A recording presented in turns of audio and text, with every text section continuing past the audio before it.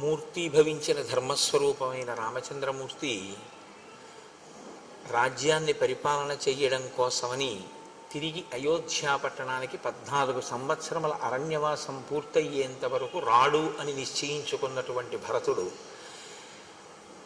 రాజ్యమును రాముని యందే న్యాసము చేసి రామచంద్రమూర్తి ప్రతినిధిగా రాజ్యం చెయ్యడానికి అంగీకరించి రామచంద్రమూర్తి యొక్క పాదుకలను వశిష్ఠ మహర్షి ప్రేరేపణ చెయ్యగా ఆ ప్రేరణ చెయ్యగా శిరసున దాల్చి అయోధ్యా పట్టణానికి వెళ్ళి నందిగ్రామాన్ని చేరి సింహాసనంలో పాదుకలుంచి రాజ్య పరిపాలనకి సంబంధించిన ప్రతి విషయాన్ని పాదుకలకు నివేదిస్తూ నేను పాదుకలకు కాదు నివేదిస్తున్నది రామచంద్రమూర్తికే నివేదించి ఆయన ఆజ్ఞ ప్రకారం పరిపాలన చేస్తున్నానేటటువంటి భావనతో భరతుడు రామరాజ్యాన్ని చేస్తున్నటువంటి సందర్భం దగ్గర నిన్నటి ఉపన్యాసాన్ని పూర్తి చేసి ఉన్నాం.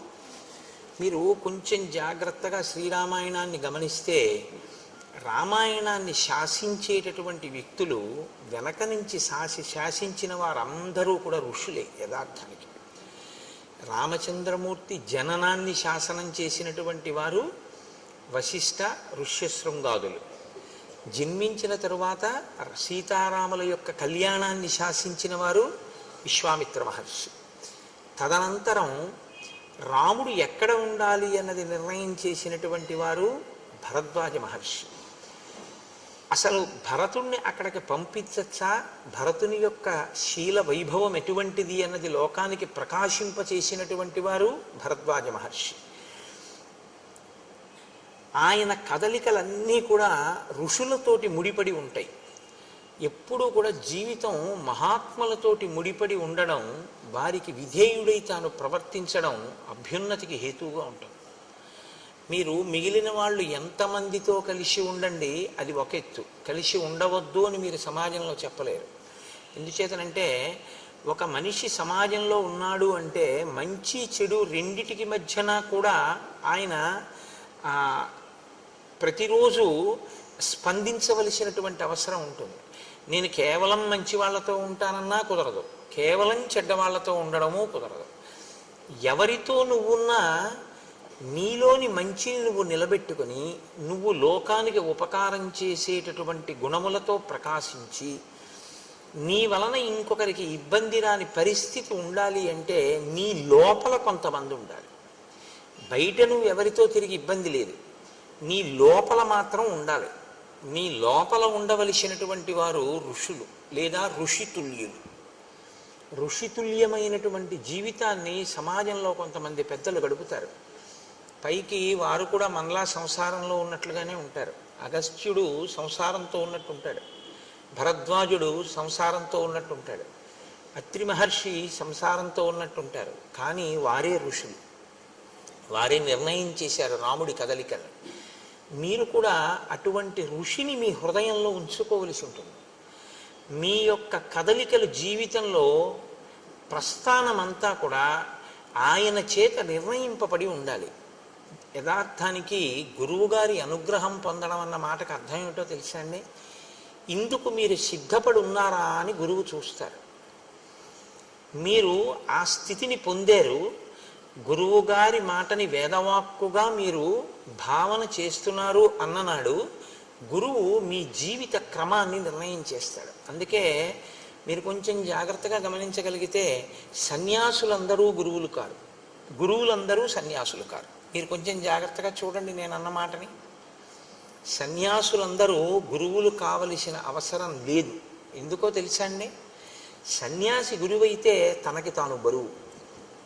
నేను ఎందుకు ఈ మాట అంటున్నానంటే సన్యాసి అన్న మాటకు అర్థం ఏమిటంటే సత్తు యందు న్యాసము చేశాడు ఆయన. ఆయనకి ఇంకా తను చెయ్యవలసిన పని అన్నది ఆయనకేం లేదు. ఏమీ లేని వాడికి మళ్ళీ మీ గురించి యోగక్షేమాలు ఆయన విచారణ చేయడం మొదలెట్టాడు అనుకోండి, ఆయన మీ యోగక్షేమాలు విచారణ చేసి మీ అభ్యున్నతి గురించి ఆయన ప్రయత్నం చేయడం మొదలుపెట్టారు అనుకోండి, ఆయన మీకు ఆశీర్వచనాలు చేయడం, మీ ఇల్లు బాగుండాలని, మీ వ్యాపారాలు బాగుండాలని, మీ పిల్లల చదువులు బాగుండాలని, మీ పిల్లలకి పెళ్ళిళ్ళు అవ్వాలని ఆయన ఆశీర్వచనాలు చేస్తూ కూర్చున్నారు అనుకోండి, అప్పుడు ఆయన సన్యాసం ఏమైంది? కుదరదు. ఆయన లోకం వైపుకి కొంత దృష్టిని మరల్చవలసి వచ్చింది. అలా దృష్టి మరల్స్తే ఎంతవరకు మన అభ్యున్నతి కొరకు దృష్టి మరల్చారో అంతవరకు ఈశ్వరుడి వైపుకి తదేక దృష్టితో ఉండగలిగిన స్థితిని కోల్పోయాడా లేదా? కోల్పోయారు. అందుకే సన్యాసులు అందరూ గురువులు కావాలి అని శాస్త్రం చెప్పదు. కానీ కొంతమంది సన్యాసులు మాత్రం గురువులుగా ఉండాలి. ఎందుకు ఉండాలో తెలుసా? శంకరాచార్యులు వారు చేసిన నిర్ణయంలో ఉన్న అద్భుతం అది. ఎవరుండాలంటే గురువులుగా పీఠాధిపతులు గురువులుగా ఉండాలి. శంకర భగవత్పాదులు కొన్ని పీఠాలు పెట్టారు. ఆ పీఠాధిపతులు సన్యసించి గురువుగా ఉంటారు. ఆ గురువుగా ఉన్నవారు ఏం చేస్తారంటే సనాతన ధర్మమును నిలబెట్టడానికి సమాజాన్ని అటువైపుకి తిప్పే ప్రయత్నం చేస్తారు. మీరు గోశాలలు కట్టండి అంటారు, అక్కడ గోశాలకి నువ్వు విరాళం ఇయ్యి అంటారు. లేకపోతే ఫలానా చోట నువ్వు ఒక యజ్ఞం చెయ్యి అంటారు. చేశారు. మీకు ఒక కష్టం వచ్చింది, ఎవరికి చెప్తారు? మరి ఆయనకైనా చెప్తారు. ఇప్పుడు మరి మీ అభ్యున్నతికి ఆయన పాటుపడాలా వద్దా? ఆశీర్వచనం చేయాలా వద్దా? కాబట్టి సన్యాసి గురువుగా ఉండవలసిన ఆవశ్యకత ఎవరిదంటే ఒక్క పీఠాధిపతులదే. శంకర భగవత్పాదుల వంటి మహానుభావులు పెట్టినటువంటి పీఠాలకి ఆధిపత్యం వహించినటువంటి వారు సన్యాసమును గురుత్వమును రెండింటినీ రక్షించుకోగలిగినటువంటి దీక్షాదక్షులై ఉంటారు. అది మరింత కష్టమైనటువంటి ప్రక్రియ. తప్ప సన్యాసి అంటే గురువు అవ్వాలని ఏం లేదు, గురువు అంటే సన్యాసి అవ్వాలని ఏం లేదు. మీరు బాగా గుర్తుపెట్టుకోండి. ఒక గురువుగారు సమాజంలో సంసారంతో ఉన్నాడు అనుకోండి, ఆయన గురువుగారిగా ఉండడానికి అనర్హుడని మీరేం తీర్పు చెప్పకూడదు. ఆయన ఉండడానికి అర్హుడే. ఏం అగస్త్యుడు లేడా లోపాముద్రతో? అత్రి లేరా అనసూయమ్మతో? ఏం వాళ్ళ గురుత్వానికి ఏమైనా లోటు వచ్చిందని మీరు అనుకుంటున్నారా? అలా ఏం ఉండదు. వారు సంసారమునందు ఉండి ఋషిగా జీవిస్తారు. ఒక ఋషి జీవనం ఎలా ఉంటుందో ఆయన జీవనము అలాగే ఉంటుంది. ఇలా ఉండగలిగినటువంటి ప్రజ్ఞ ఉన్న మహాపురుషులు ఉన్నారే, వారు గురువులుగా ఉంటారు. రామచంద్రమూర్తిని మీరు కొంచెం జాగ్రత్తగా గమనిస్తే ఆయన జీవితాన్ని శాసనం చేసిన వాళ్ళందరూ కూడా ఈ ఋషులే. అసలు రామాయణంలో ఎక్కడెక్కడికి వెడితే ఏ ప్రయోజనం నెరవేరుతుందో, ఎవరు ఎందుకు ఎక్కడికి వెళ్ళాలో, రాముడికి ఏవి ఇవ్వాలో, సీతమ్మకి ఏవి ఇవ్వాలో, లక్ష్మణుడికి ఏవి ఇవ్వాలో, అవి ఎప్పుడు పనికొస్తాయో, ఏవి చెప్పాలో అన్ని ఋషులు నిర్ణయం చేసి కూర్చున్నారు. ఎప్పుడు అవసరమో అప్పుడు రాముని యందు ఆ అనుగ్రహాన్ని ప్రకాశింపజేశారు. అవసరమైంది యుద్ధకాండలో ఆదిత్య హృదయాన్ని వెళ్ళి ఉపదేశం చేశారు అగస్త్య మహర్షి. అవసరమైంది అగస్త్య మహర్షి ఆయనకి కావలసినటువంటి ఆయుధాలని ఇప్పించారు. అవసరమైంది భరద్వాజ మహర్షి చిత్రకూటంలో ఉండవలసిన అవసరాన్ని చెప్పారు. ఇలా మీరు కొంచెం జాగ్రత్తగా గమనిస్తే ఋషులతో రామునికి ఉండేటటువంటి అనుబంధం మీకు బాగా ద్యోతకమవుతుంది. నేను అందుకే మీతో తరచూ ప్రస్తావన చేస్తూ ఉంటాను. శ్రీరామాయణాన్ని జరిగిపోయిన కథ అని మీరు చూడకండి. రాముడు ఎవరితో అనుబంధం పెట్టుకుంటూ ఉంటాడు, ఎవరితో మాట్లాడుతుంటాడు. ఎవరు లేకపోతే రాముడు ఉండలేడు, ఎవరు లేకపోయినా రాముడు ఉండగలడు. మిమ్మల్ని చూడమని చెప్తా. మీరు చాలా జాగ్రత్తగా పరిశీలించాలి రామాయణాన్ని. దశరథుడు వెంటపడ్డాడు, నువ్వు లేకపోతే నేను ఉండలేనని. ఉన్నాడా అయోధ్యలో? నువ్వు లేకపోతే నేను ఉండలేనని కౌసల్య వెంటపడింది. ఉన్నాడా అయోధ్యలో? మరి ఎవరు లేకపోతే రాముడు నేను ఇక్కడ ఉండలేనని వెళ్ళిపోయే ఘట్టం ఏమైనా ఉంటుందా రామాయణంలో? ఎక్కడైనా వీళ్ళు లేరండి అందుకని నేను ఇక్కడ ఉండలేకపోతున్నానండి, నేను ఇక్కడి నుంచి వెళ్ళిపోతానండి అని రాముడు వెళ్ళిపోయినది ఏదైనా ఉందా? అలా వెళ్ళిపోతే రాముడు ఎప్పుడు, లక్ష్మణుడు రాముడిని ఎలా సేవిస్తాడో రాముడు కూడా ఎవరిని చూడకుండా ఉండలేడో వాళ్ళ దగ్గర ఉంటాడని గుర్తు. రాముడు ఎవరిని సేవిస్తున్నాడని మీరు రామాయణంలో పట్టుకుంటారో మీరు కూడా మీ జీవితంలో అలా సేవిస్తూ ఉండాలి. సేవించడం అంటే ఒక మాట గుర్తుపెట్టుకోండి, ఎప్పుడూ శారీరకంగా దగ్గర ఉండడం కాదు, గురువుని మీ మనసులో పెట్టుకోవడం, గురువాక్యాన్ని మీ మనసులో పెట్టుకుని ఉండడం. ఎప్పుడు ఏది చేసినా మనం త్రికరణ శుద్ధిగా గురువైభవానికి మనం దోహదం చేస్తున్నామా, ఆయన మాటని అనుష్ఠాన పర్యంతంలోకి తీసుకొస్తున్నామా, ఇది మీకు మీరు పరిశీలన చేసుకోవలసినటువంటి విషయం. దానికి ఎవ్వరూ న్యాయమూర్తులు ఉండరు, ఉండే అవకాశం ఉండదు కూడా. ఒకవేళ అలా పరిశీలించి చూసి పట్టుకున్నా, పట్టుకోవాలనుకుంటే అది పెద్ద విశేషం ఏం కాదు, పట్టుకుంటారు పెద్దలు. పట్టుకున్నా వారు దాని మీద తీర్పు కూర్చోరు. ఎందుకు కూర్చోరో తెలుసా అండి? వాళ్ళ పుణ్యం పోతుంది. ఆయనకి ఎందుకు? నువ్వు అలా ఉన్నావా లేదా నీ వంతు. ఆయన బాధ్యత ఏమిటి? ఒక మాట చెప్పాడు వినలేదు, రెండో మాట చెప్తాడు. రెండో మాట చెప్పాడు వినలేదు, మూడో మాట చెప్తాడు. మూడో మాట చెప్పాడు వినలేదు, నాలుగో మాట చెప్తాడు. నాలుగో మాట చెప్పాడు వినలేదు, ఐదో మాట చెప్తాడు. ఇన్ని మాటలు చెప్తున్నాడని ఆయన దూరంగా పోయాడు అనుకోండి, ఆయన కర్మ. మీరు ఇది బాగా పట్టుకోవాలండి జీవితంలో. రామాయణ కథ 5 నిమిషాల్లో చెప్పేస్తాను, అది పెద్ద విశేషం కాదు.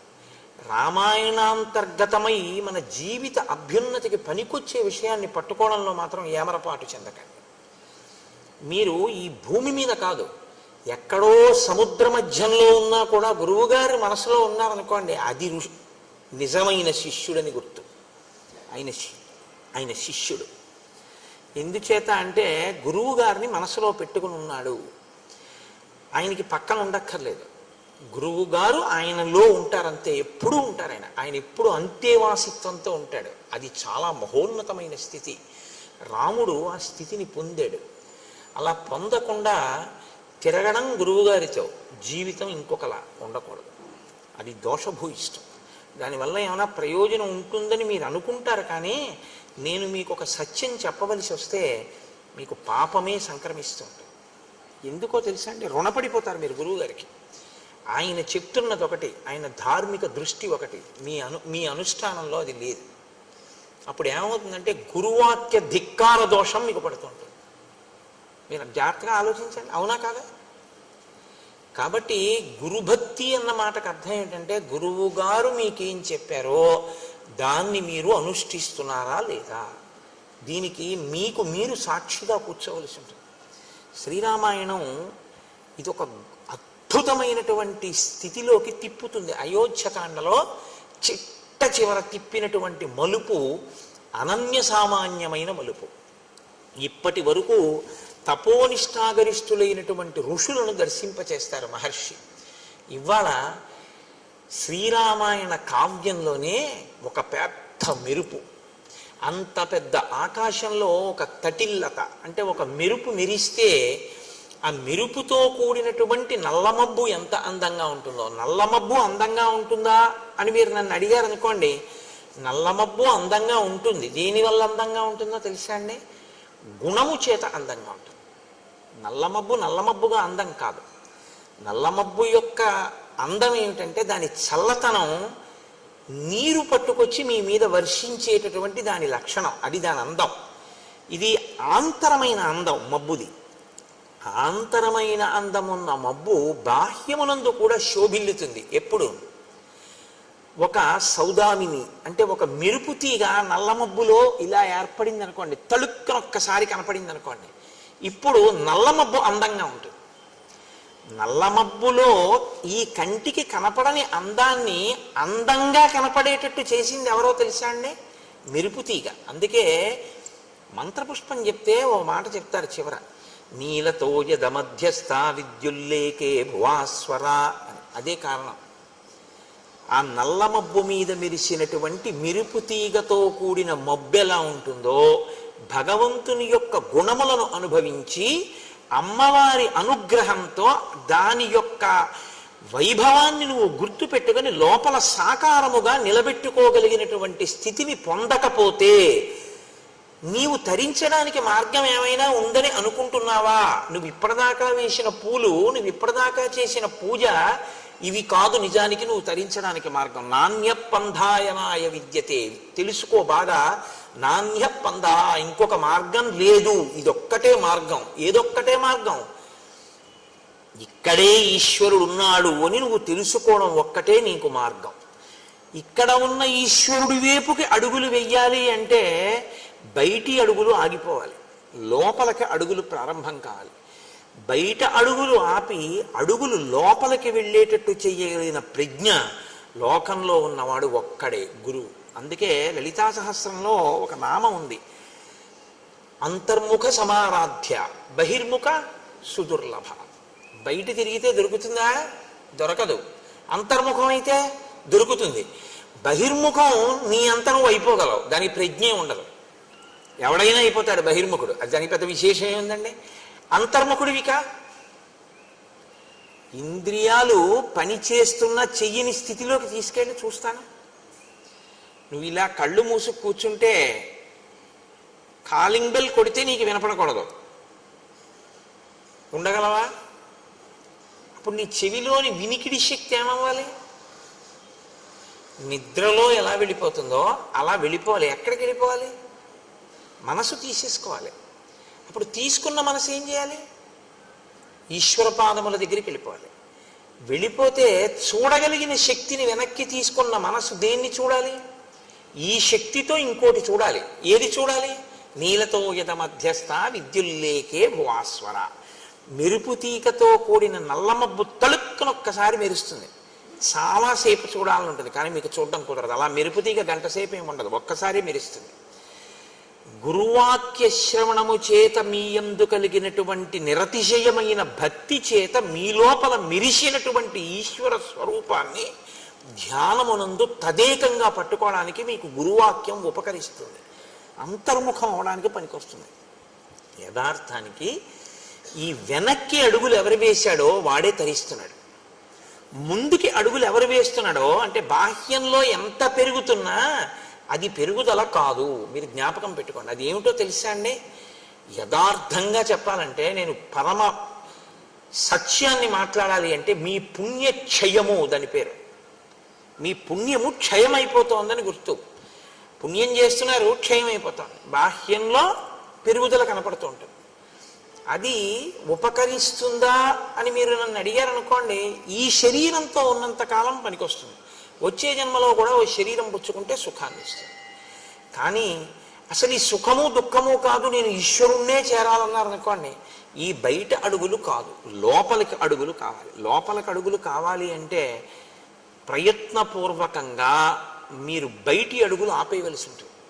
అనవసరంగా ఎవ్వరితోటి సంఘాన్ని ఆప్ చేయాలి. ఆప్ చేసి అంతర్ముఖత్వం నేర్చుకోవాలి. బాగా ధ్యానం చేసి లోపలికి వెళ్ళి పట్టుకోవాలి. రామచంద్రమూర్తి యొక్క అనుగ్రహం అంతా అంతే. అది రామాయణ కాలంలో బాగా ప్రకాశిస్తుంది. శ్రీరామాయణ శ్రవణం చేసేటప్పుడు, శ్రీరామాయణ పఠనం చేసేటప్పుడు రామానుగ్రహంతో మీకు ఆ శక్తి పరిఢవిల్లుతుంది, తొందరగా ధ్యాననిష్ట కుదురుతుంది. అందుకని మీరు ఆ కోణంలో రామాయణాన్ని పరిశీలనం చెయ్యండి. ఆ మెరుపు తీగ ఎలా ఉంటుందో ఇవాళ శ్రీరామాయణంలో అటువంటి మెరుపు తీగ ఒకరు వస్తారు. ఆ మెరుపు తీగ ఎవరో, పురుషులు తపస్సు చేయడం, ఋషులు కావడం, భరద్వాజుని వంటి వారు దేవతల్ని కూడా పిలిచి పని చేయించుకోవడం మనం చూసాం. ఒక స్త్రీ ఎంత స్థితికి ఎదిగిందో, త్రిమూర్తుల్ని తన బిడ్డలుగా ఎలా చేయగలిగిందో ఇవాళ మీరు చూస్తారు. అటువంటి మహోత్కృష్టమైనటువంటి ఘట్టాన్ని అయోధ్యకాండ చివరికి తీసుకొచ్చి అక్కడ చెప్పని రహస్యంతో ఇక్కడ సీతారామ కళ్యాణాన్ని సీతమ్మ నోటితో చేయించి పూర్తి చేస్తారు మహర్షి ఇవాళ. అంటే నేను ఇవాళ ఎందుకు చెప్తున్నానంటే, మీరు కథనంతటినీ ఈ కోణంలో వినవలసి ఉంటుంది తప్పించి కేవలం జరిగిపోయిన కథ అని వినవద్దు. ఇప్పుడు భరతుడు వెళ్ళిపోయాడు, శత్రుఘ్నుడు వెళ్ళిపోయాడు, సైన్యం అంతా వెళ్ళిపోయింది, ఋషులు ఆ వచ్చిన వశిష్ఠాది ఋషులు వెళ్ళిపోయారు, తల్లులు వెళ్ళిపోయారు. రాముడు సీతాలక్ష్మణ సహితుడై ఉండిపోయాడు. పూర్వం ఎలా ఉన్నాడో ఇప్పుడు అలాగే ఉన్నాడు. అంటే అంతకు ముందు సీతారామ లక్ష్మణులు ఉన్నారు, ఇప్పుడు సీతారామ లక్ష్మణులు ఉన్నారు. సీతారామ లక్ష్మణులు చిత్రకూటానికి వచ్చినప్పుడు సంతోషంగా ఉన్నారు, రాజ్యం పోయిందని బాధ లేదు. మధ్యలో వీళ్ళందరూ వచ్చి కనపడ్డారు, వెళ్ళిపోయారు, రాముడు సంతోషంగానే ఉన్నాడు. వాళ్ళు వచ్చి వెళ్ళారని రాముడికి ఏం బాధ లేదు, రాజ్యమే వద్దన్నాడు. ఆ బాధ ఉంటే ఎప్పుడో వెళ్ళిపోయి ఉండేవాడు. కానీ ఒక గమ్మత్తు జరిగింది అన్నారు మహర్షి. ఏం జరిగింది అంటే, ఆ చిత్రకూట పర్వతం మీద ఉండేటటువంటి ఋషులు రాముణ్ణి చూసినప్పుడల్లా నోటితో మాట్లాడుకోవడం మానేసి 15 మంది 20 మంది అలా గుంపులు గుంపుల కింద చేరి ఇలా కళ్ళతోటే చూపించేవారట. ఇలా చూపించి అని ఏదో మాట్లాడుకునేవారు. ఎంత గమ్మత్తుగా మాట్లాడతారంటే మహర్షి, వాళ్ళు నోటితో మాట్లాడుకోలేదు, కనుసైగలే చేశారు. మాట మాట్లాడితే ఒక సావకాశం ఉంటుందండి. ఏమిటవుతుందంటే, మీరు అసలు ఏమనుకుంటున్నారో నాకు అర్థమైపోతుంది. మీరు నాకు అర్థం కాకుండా, అర్థం ఎప్పుడవుతుందంటే రెండు కోణాల్లోనూ అనుమానం వస్తుంది. ఎప్పుడు నేను ఇలా వచ్చి ఇక్కడ నించున్నాను అనుకోండి గురు ప్రార్థనకి, మీ అందరూ అన్నారనుకోండి, అదేంటి అందరూ అలా అంటున్నారేంటి, ఏమైంది, ఎందుకు అలా నన్ను చూపించి అలా భృకుటి ముడేస్తున్నారు అందరూ, నేనేమైనా దోషం చేశానా, లేకపోతే ఎవరికన్నా ఈయనే కోటేశ్వరరావు గారు అని ఏమైనా చెప్తున్నారా, అనుమానం వస్తుందా రాదా? అనుమానం వచ్చినప్పుడు మీరు ఒకటి గుర్తుపెట్టుకోండి, నా అంత నేను నిర్ణయం తీసుకోవడం ఒక లక్షణం, నేను అడగడం ఒక లక్షణం. నేను 2-3 పర్యాయాలు చూసి వీళ్ళు నన్ను ఏదో వెటకారం ఆడుతున్నారు, నన్ను చిన్నతనం చేసి వీడే తగుదనమ్మా అని వచ్చి ఇక్కడ రామాయణం చెప్తున్నాడు, ఏదో పెద్ద తెలుసుని అనుకుంటున్నాడు అని నా వంకి ఇలా చూపిస్తున్నారు అని నేను అనుకున్నాను అనుకోండి, నాకు మీ పట్ల భిన్నాభిప్రాయం ఏర్పడుతుంది. దానికి వ్యతిరేకంగా ఈయనే రామాయణం చెప్తున్నాడు, ఎంత బాగా చెప్తున్నాడు అనుకుంటున్నారు వాళ్ళు అని నేను అనుకున్నాను అనుకోండి, అహంకారం వస్తుంది కదా. రెండూ ప్రమాదమే.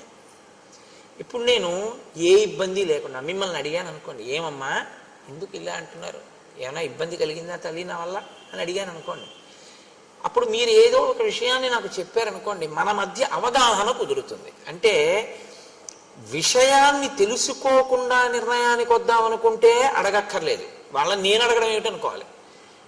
అలా కాదు, వాళ్ళకి తెలియకపోవచ్చు, మనం కనుక్కుందాం అన్న ఔదార్యం ఉంటే కనుక్కోవాలి. ఇప్పుడు ఇందులో నేను అందుకే మీతో మనవి చేసింది, రామాయణం పైకి కనపడినట్టు ఉండదు, రాముని యొక్క శీలాన్ని చూపిస్తుంటుంది. నువ్వు కూడా ఇలా ఉండాలి జీవితంలో, ఎందుకంటే ఏదో ఒకనాడు మిమ్మల్ని చూపించి అనేది కనపడుతుంది. మీరు కంగారు పడిపోకూడదు, మీకు అయోధ్యకాండ జ్ఞాపకానికి రావాలి. కాబట్టి చూడండి, నైనైర్భృకుటీభిశ్చ రామం నిర్దిశ్య శంకితాః అన్యోన్యముపజల్పంతః శనీశ్చక్రు మిథ కథాః. అక్కడ ఉన్న మునులందరూ రాముణ్ణి కన్నులతోటి, భృకుటీభిశ్చ కనుబొమలతోటి, అంటే అని కనుబొమలు ఎత్తి చూపిస్తున్నారు అని కళ్ళతో చూపిస్తున్నారు. రాముడు చూశాడు, ఒకసారి కాదు 2 సార్లు కాదు, తను వెడుతున్నప్పుడు తను వస్తున్నప్పుడు గుంపులు గుంపులుగా ఇలాగే మాట్లాడుకుంటున్నారు, నోటితో కాదు కనుసైగలతో. వీళ్ళని ఒక్కొక్కళ్ళని అడగడం కన్నా వీళ్ళందరికీ కులపతి ఒకరు ఉంటారు. కులపతి అన్నమాట రామాయణంలోదే. కులపతి అంటే 1000 మంది శిష్యులు ఉన్నవాడు, 100 శిష్యులు ఉన్నవాడు ఎక్కడికైనా వచ్చాడు అంటే చాలా గొప్ప విషయం అది. అటువంటి ఆయన్ని చాలా బహుధా జాగ్రత్తగా చూడాలి. అంటే జీవితంలో 100 మంది తనని అనువర్తించేట్టుగా, వాళ్ళ మనస్సు మారేటట్టుగా మాట్లాడగలిగినటువంటి వాగ్వైభవము తపస్సు చేత సాధించుకున్నవాడు. వాక్కుకి శక్తి మామూలుగా వస్తుందని మీరు అనుకోకండి, కేవల తపస్సు చేతనే వాక్కు అగ్నిహోత్రం అవుతుంది. అటువంటి వారి మాటలే ఎదుటివారి హృదయం మీద పనిచేస్తాయి. కాబట్టి 100 శిష్యులు అనుగమిస్తే ఆయన ప్రత్యేకంగా ఆరాధింపబడతాడు, చాలా గొప్పవాడు అని నిర్ణయం. కులపతి అంటే 1000 మంది శిష్యులు ఉన్నారని గుర్తు. ఆ కులపతి దగ్గరికి వెళ్ళి నమస్కరించి రాముడు అడిగాడు, ఎందుకు ఈ మునులందరూ నన్ను చూసి కనుబొమలెత్తి మాట్లాడుతున్నారు, ఏమైనా కారణం ఉందా? తన వైపు నుంచి ముందు చెప్పాడు, ఇది రాముడి పెద్ద మనసు అంటే. నా భార్య నన్ను అనుగమించి వచ్చింది, ఏమీ తెలియదు, అమాయకురాలు.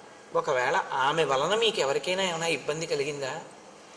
నా తమ్ముడు ఇంకా చిన్నవాడు, నాతో పాటు వచ్చాడు, నా తమ్ముడు ఏమైనా తెలియక అపరాధం చేశాడా? ఒకవేళ అలా జరుగుంటే క్షమించండి, ఏమి జరిగిందో నన్ను చూసి మీరు ఎందుకు అలా అనుకుంటున్నారో నాకు ఒక్కసారి చెప్తారా అని అడిగాడు. ఇది ఎంత వినయం చూడండి. రాముణ్ణి అనుసరించిన వారి యొక్క నడవడి అలా ఉంటుంది. అంటే ఇంకా వినయానికి హద్దు ఉండదు, ఆ వినయం అంత గొప్పగా ఉంటుంది పెద్దల దగ్గర ప్రవర్తించేటప్పుడు. ఆయన అన్నారు, ఏమీ లేదు నాయన, ధర్మాత్మురాలు సీతమ్మ వల్ల మాకు అపచారమా, అసలు ఆ మాట ఊహకే అందదు అన్నారు. లక్ష్మణస్వామి అటువంటి వాడు కాడు. మరి మేమెందుకు ఇలా అనుకుంటున్నామంటావా? నీకు చెప్తాను చూడు. రావణావరజక్కశ్చిత్ ఖరో నామీహ రాక్షస ఉత్పాట్య తాపసాన్ సర్వాన్ జనస్థాన నికేతనాన్. రావణాసురుని యొక్క సోదరుని వరస కలిగినటువంటి ఖరుడనేటటువంటి రాక్షసుడు ఉన్నాడు. ఆయన ఇక్కడికి దగ్గరలోనే ఉన్నాడు. ఆయన తాపసులను వేధించడమే లక్షణంగా కలిగినటువంటి వాడు. దృష్టశ్చ జితకాశీచ నృశంస పురుషాదక అవలిప్తశ్చ పాపశ్చ త్వాంచ తాత నమృష్యతే. ఆయన దృష్టశ్చ, పొగరుబోతువాడు, చాలా విశేషమైన పొగరు. కాబట్టి యువతల వాళ్ళని లక్ష్య పెడదామని ఉండదు. పొగరు అనేటటువంటిది ఎలా ఉంటుందంటే దానికి ఒక ప్రయోజనం ఉండదు. మీరు గుర్తుపెట్టుకోండి, పొగరు అనేటటువంటిది ఏమిటో తెలుసా అండి? ప్రతి చిన్న విషయంలో తను గొప్పవాణ్ణి అనుకుని సంతోషపడిపోతుంటాడు. దానికి పొగరని పేరు. పొగరంటే నేను ఇంకా బాగా మీకు అర్థమయ్యేట్టు చెప్పాలంటే, కారు ఇలా తిరగాలి సందులోకి, అతను సైకిల్ అడ్డంగా పెట్టుకుని నించున్నాడు, కారు తిరుగుతోంది. ఏం చేయాలి? అతను సైకిల్ పక్కకి తీసేయాలి. నేను తీయడం ఏంటి? నేను ఎందుకు తీయాలి?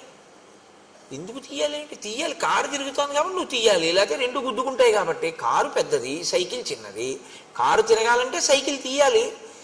ఇలా నువ్వు అనుకుంటే తీసేయచ్చు. నే తీయడం ఏంటి?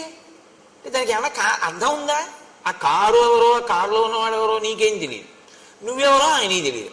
వెళ్ళవలసింది కారు, తీయవలసింది సైకిల్. కారును తీసేయడం కుదరదు, ఎందుకంటే అది పెద్దది, తిరుగుతోంది, తిరగాలి, దాని ధర్మం. నువ్వు నించున్నావు, పక్కకి పెడితే వెళ్ళడు. ఒకవేళ మీరు ఏమయ్యా అలా నించోపోతే కొంచెం పక్కకి తీయచ్చు కదా అన్నారనుకోండి, నువ్వు వెళ్ళొచ్చుగా అలా అంటాడు. దానికి పొగరని పేరు. అంటే మీరు ఇక మాట్లాడకూడదు, పోన్లేండి క్షమించండి అని అలా. దాన్ని మీరు వాదించకూడదు అలాంటి వాళ్ళతో. ఎందుకో తెలుసా అండి?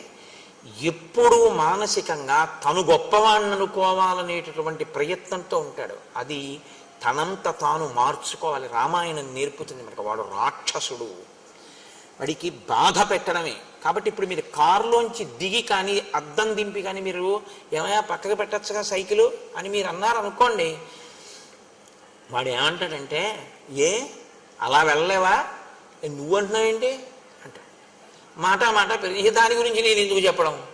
కాబట్టి అది పొగరు, అది ఉండకూడదు జీవితంలో. అది చాలా దోషభూయిష్టం అండి. అది దానికి అసలు అర్థమేమి ఉండదు. ఇంకా పరిచయం లేకుండా కూడా ఎంత పొగరుగా ఉంటారో నేను చెప్పలేను. చాలామందిని చూస్తుంటాం.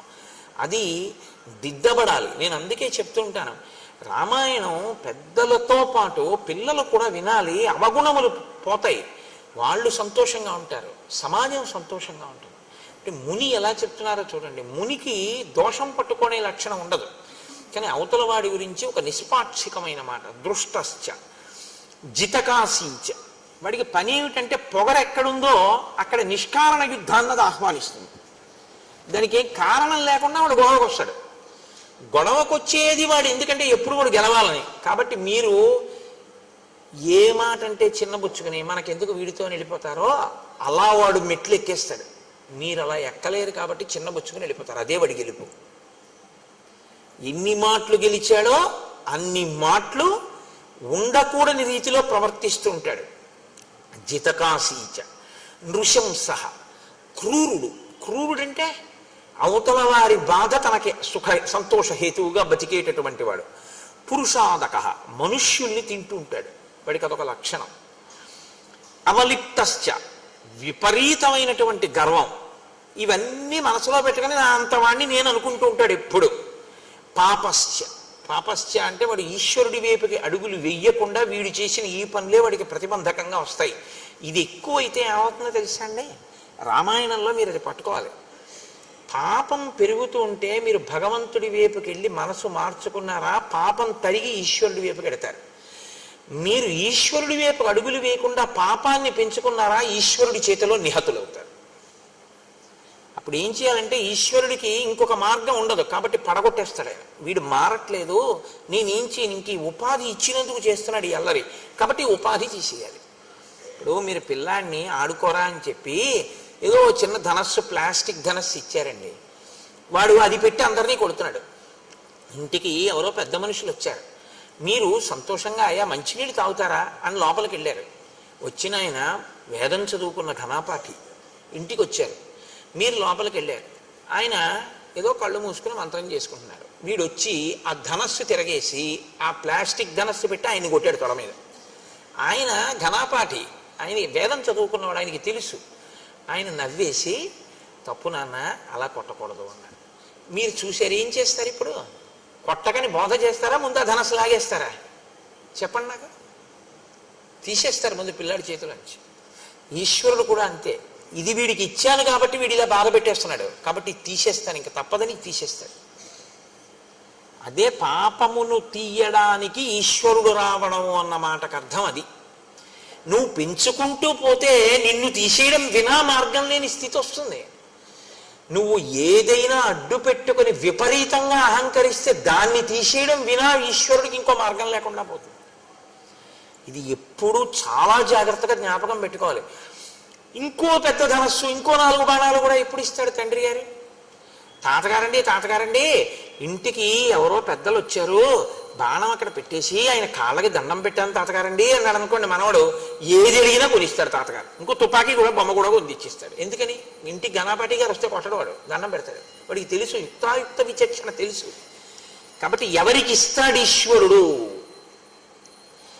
ఎవడు ఈశ్వరుడు చెప్పినట్టు వాడతాడో విభూతిని వాడికి ఇస్తాడు. ఎవడు ఈశ్వరుడు ఇచ్చిన దాన్ని ఈశ్వరుడు చెప్పని దానికి వాడుతున్నాడో వాడికి ఆ విభూతి తీసేస్తాడు. దీన్ని మీరు గుర్తు పెట్టుకోవడమే పాపము అని పేరు. అది అవతల పెరుగుతుంది, పెరగడం అని పడిపోవడానికి. రాముడితో చెప్తున్నాడు ఈ విషయాలు. కాబట్టి కరుడు ఎవరి చేతిలో పడిపోతాడు? రాముడి చేతిలోనే పడిపోతాడు. తర్వాత అరణ్యకాండ వచ్చేస్తోంది, రేపటి నుంచి పడిపోతాడంతే. 14,000 మంది వచ్చినా ఒక్కడే పడగొట్టేస్తాడు. ఈశ్వరుడు ఒక్కడ చాలు పడగొట్టేయడానికి, ఎంతమందినైనా పడగొట్టేస్తాడు ఆయన. ఎందుకంటే ఆయన అఖిలాండ కోటి బ్రహ్మాండ నాయకుడు. ఆయనది చెయ్యగలడన్న భయంతో నువ్వు బతకడం భక్తి అని పేరు. అది లేని విచ్చలవిడితనం ప్రమాదమునకు హేతువై ఉంటుంది. కాబట్టి అవలిప్తశ్చ పాపశ్చ త్వాంచ తాత నమృష్యతే. నాయన, ఈ కారణం చేత మేము ఇక్కడ ఉండకుండా బయలుదేరాలి అనుకుంటున్నాం. తర్వాత అతను నీ ఉనికిని సహించలేకపోతున్నాడు. ఎందుకో తెలుసా? నీవు క్షత్రియుడవు, నువ్వు కావాలి అని ఇంతమంది వచ్చి రాజ్యపాలన చేయమని అడుగుతున్నారు. నీకు శస్త్రాస్త్రములు తెలుసు, నువ్వు చేతిలో ఒక గొప్ప కోదండాన్ని, అక్షయబాణ తూణీరాల్ని, కవచాన్ని కట్టుకు తిరుగుతున్నావు. నీవు అతనితో యుద్ధం చేస్తావేమో, మాతో కలిసి ఉంటున్నావు కాబట్టి మమ్మల్ని రక్షించి అతన్ని పడగొడతావేమో అని వాడు భయపడుతున్నాడు. ఆ భయపడడం వల్ల ఏం చేస్తున్నాడో తెలుసా? తం యదా ప్రభృతి హ్యస్మిన్ ఆశ్రమే తాతవర్తసే తదా ప్రభృతి రక్షాంసి విప్ర కుర్వంతి తాపసాన్. నీవు ఇక్కడికొచ్చి మేము నీతో అన్యోన్యంగా ఉండి నువ్వు మాతో అన్యోన్యంగా ఉంటే రేపు మనిద్దరికీ శత్రువు అతను కాబట్టి మమ్మల్ని రక్షించడానికి నువ్వు తనని వేధిస్తావని అనవసరంగా మమ్మల్ని ఎక్కువగా వేధిస్తున్నాడు. ఇప్పుడు విచిత్రమైనటువంటి వికృతమైన రూపాలు చూపిస్తున్నాడు. మేము భయపడిపోతున్నాం. హోమం చేసుకుందాం అక్కడ సృక్కులు స్రవాలు పెట్టుకుంటే విసిరేస్తున్నాడు, నెయ్యి పెట్టుకుంటే వంపేస్తున్నాడు, అగ్నిహోత్రాన్ని వేలిస్తే ఆర్పేస్తున్నాడు, తాపసులు అలా వెళ్ళిపోతుంటే పట్టి చంపేసి తినేస్తున్నాడు. పూర్వం వీళ్ళు మన్నేం చేస్తారని ఊరుకునేవాడు. ఇప్పుడు మా యందు క్రోధం అతిశయించింది. దీనికి కారణం నువ్వు ఇక్కడికి రావడమే. అందున ఇప్పుడు నీ వాళ్ళందరూ వచ్చారు కాబట్టి ఇప్పుడు ఉంటాడా? అసలు ఊరుకోడు. మమ్మల్ని అందరినీ ఇలా వరుసగా చంపేస్తున్నాడు. అందుకే నువ్వు ఇక్కడుండు, మేము ఇంకో చోటుకి వెళ్ళిపోతాం. నువ్వు వెళ్ళు, నువ్వు వచ్చాక మాకు ఇబ్బందులు వస్తున్నాయని మేము అనం. ఎందుకో తెలుసా? ఇది మర్యాద అన్నమాట. మనమైతే కోర్టులో కేసులన్నీ ఏమిటంటే ఇది నాది, ముందు నేను వచ్చాననే గొడవలు. మునుల గొప్పతనం ఏంటంటే నువ్వు వచ్చావు ఉండు, మేము వెళ్ళిపోతాం ఇక్కడి నుంచి. ఇతరులు ప్రశాంతత కోరుకుంటారు తప్ప తమ అధికారాన్ని వాళ్ళు కోరుకోరు. వాళ్ళని మునులు అంటారు. మౌనంగా ఉండి ఎప్పుడూ ఈశ్వర విషయాన్ని మననం చేస్తారు కాబట్టి వాళ్ళకి ముని అని పేరు. కాబట్టి మేము వెళ్ళిపోతాం నాయన ఇక్కడి నుంచి అని అన్నారు. ఆయన ఇంటికి వాళ్ళందరూ వేరే చోట కందమూలాలు దొరుకుతాయి అక్కడికి మేము వెళ్ళిపోతాము అని చెప్పి వెళ్ళిపోయారు. కానీ రాముడుట వాళ్ళు వెళ్ళిపోతే ఉండలేకపోయాట. ఇది మీరు పట్టుకోవాలి. మిగిలినవి ఏవి పోయినా ఉంటాడు, ఋషులు లేకపోతే ఉండలేకపోయాట. ఎందుకు అంటేట తనన్నా వాళ్ళ ఆశ్రమానికి వెళ్ళి కూర్చునేవాట, వాళ్ళన్నా రాముడి దగ్గరికి వచ్చేవాట. ఎందుకండి? ఏముంటుంది వాళ్ళకి? వాళ్ళ దగ్గరికి వెళ్ళి మంచి విషయాలు అడిగి తెలుసుకునేవాడు. లేదా వాళ్ళందరినీ పిలిచి కూర్చోబెట్టి కందమూలాలు పెట్టి వాళ్ళందరినీ 4 మంత్రాలు చదవమని 4 మంచి మాటలు వాళ్ళ దగ్గర వినేవాడు. అటువంటి వాళ్ళు దగ్గరుండి వాళ్ళ మంచి మాటలు వినకపోతే నేను ఒక్కడిని ఏదో 14 ఏళ్ళు పూర్తి చేసేయడానికి అడవిలో ఉన్నానంటే అడవిలో ఉన్నానడానికే. అటువంటి మహాత్ముల సంగము చేత నా బుద్ధిని నేను బాగా పదును పెట్టుకోవాలి. అందుకని వాళ్ళు లేకుండా నేనుంటే ప్రయోజనమే ఉంటుంది. ఎవరుండకూడదో వాడు ఉన్నాడు, వాడికి నాకు యుద్ధం తప్ప ఇక్కడ ఉండడం వల్ల ప్రయోజనం ఏమిటి? కాబట్టి నేను కూడా వేరొక చోటుకి వెళ్ళిపోతాను. ఈ నిర్ణయం తీసుకున్నట్ట. కాబట్టి బాగా జ్ఞాపకం పెట్టుకోండి, జీవితంలో మీకు అనుబంధం అన్నది ఎప్పుడూ ఎవరితో ఉండాలి? మానసికంగా ఇలా సిద్ధపడి ఉండాలి. ఎప్పుడు ఋషులతోడి సంగముతో ఉండాలి మనిషి. ఋషులతోటి సంగం అంటే ఎవడు వేదాన్ని నమ్మాడో, శాస్త్రాన్ని నమ్మాడో, ఎవడు నిజంగా ఈశ్వరుణ్ణి చేరుకునేటటువంటి ప్రయత్నంలో జీవనాన్ని చేస్తున్నాడో అటువంటి వాడితోటి సంగము నీ జీవితాన్ని కూడా ఉద్ధరిస్తుంది తప్ప ఆయన్ని వదిలేసి మిగిలినవన్నీ మీరు పక్కనెట్టుకున్నా ఉపయోగం ఉండదు. మిగిలినవన్నీ వదిలేసి ఆయన్ని పట్టుకుంటే మీరు వద్దన్నా కూడా మీకు మళ్ళీ వచ్చేస్తాయి. ఎందుకంటే మార్గం అది గొప్పది కాబట్టి అది తీసుకొస్తుంది. ఇవన్నీ పట్టుకుంటే అది దూరం చేసుకుంటే ఉంటాయని నమ్మకం ఏం లేదు. నువ్వు పట్టుకున్నా ఉంటాయని నమ్మకం లేదు. దశరథుడు పట్టాభిషేకం చేస్తానంటే అయింది అంటే అవదు. కాబట్టి రామాయణం చిట్ట చివరిలో తీర్పు చెప్తోంది రాముడి కదలికలో. మీతో అన్నాను కదా, ఆయనం అంటే కదలిక, రామాయణం అంటే రాముడి కదలిక. రాముడి కదలికలు ఎలా ఉంటాయో మీరు పరిశీలనం చేయడం రామాయణం చదువుకోవడం తప్ప. రామాయణం చదువుకోవడం అంటే ఇటుపక్క శ్లోకాలు ఇటుపక్క తాత్పర్యాలు చదివేసుకోవడం కాదు. ధ్యాననిష్టతో రామాయణాన్ని పరిశీలనం చేయడం, బాగా గమనించడం, ఏ శ్లోకంలో ఏ మాట ఎలా ఉంది, ఆ మాట మన జీవితంలో మనం ఎలా అన్వయం చేసుకుని దిద్దుకోవలసి ఉంటుంది అన్నది మీరు పట్టుకుంటే రామాయణం మిమ్మల్ని చెక్కుతుంది. పట్టుకోకుండా రామాయణాన్ని రామాయణంగా ఓసారి ఇటు శ్లోకాలు ఇటు ఇది చదవడం అనేటటువంటిది ఎలా ఉంటుందో తెలుసా అండి? ఏదో నోటికి అలవాటు పడిపోయి ఏదో తిప్పేస్తుంటే ఎలా ఉంటుందో అలా ఉంటుంది. దానికి ఏమీ అర్థం ఏమి ఉండదు, ప్రయోజనం ఉండదా అంటే ఉంటుంది. కానీ నీ మనస్సు మీద ప్రభావం చూపిస్తుందా అంటే నేను ఆ హామీ ఇవ్వడం చాలా కష్టం, అలా చెప్పడం కుదరదు.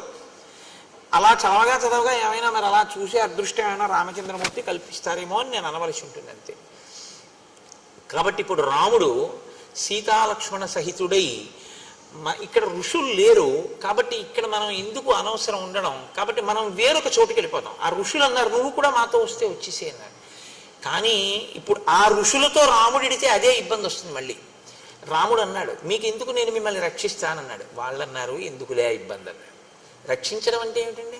వాళ్ళతో యుద్ధం. వాళ్ళతో యుద్ధం చేసిన తరువాత జయాపజయములు విధి నిర్ణీతములు. అంత గొప్ప రామరాయలు ఆ తుంగభద్రా నదీ తీరంలో వెళ్ళినటువంటి ఎడ్ల బళ్ళగా ఓడిపోయాడు. ఏం చెప్తాం? ఎంత సైన్యం రామరాయలు వారిది విజయనగరంలో.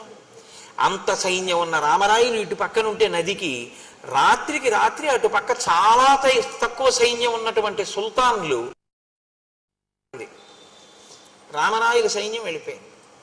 తెలతెలవారుతుండగా వాళ్ళు ఇక్కడే దాటి వచ్చి ఫిరంగుల్లో నీళ్లు పోసి రామరాయలు భద్రగజం మీద పడి భద్రగజానికి నల్లమందు కలిపి పెట్టేశారు. అది రామరాయలనే కిందకి లాగేసింది. విజయనగర పతనం అయిపోయింది అంతే. 6 నెలలు దోచుకున్నారు విజయనగరాన్ని. 6 నెలలు పట్టింది దోచుకోవడానికి. అంటే అంత ఐశ్వర్యవంతమైన రాజ్యం. ఇప్పటికీ హంపి విజయనగరానికి వెళ్ళి బద్దలైపోయినటువంటి విగ్రహాల వంక చూస్తే ఒక్కొక్క విగ్రహం చెక్కడానికి గణపతి దేవాలయం ఉంటుంది, నరసింహమూర్తి దేవాలయం, కనుల నీరు చెమరుస్తుంది. ఎంత గొప్ప నిర్మాణం రాయి ఇవన్నీ అని. అంతంత అద్భుతమైనటువంటి నిర్మాణాలు. ఎవరికి తెలుసు యుద్ధంలో జయాపజయములు ఎటుంటాయో?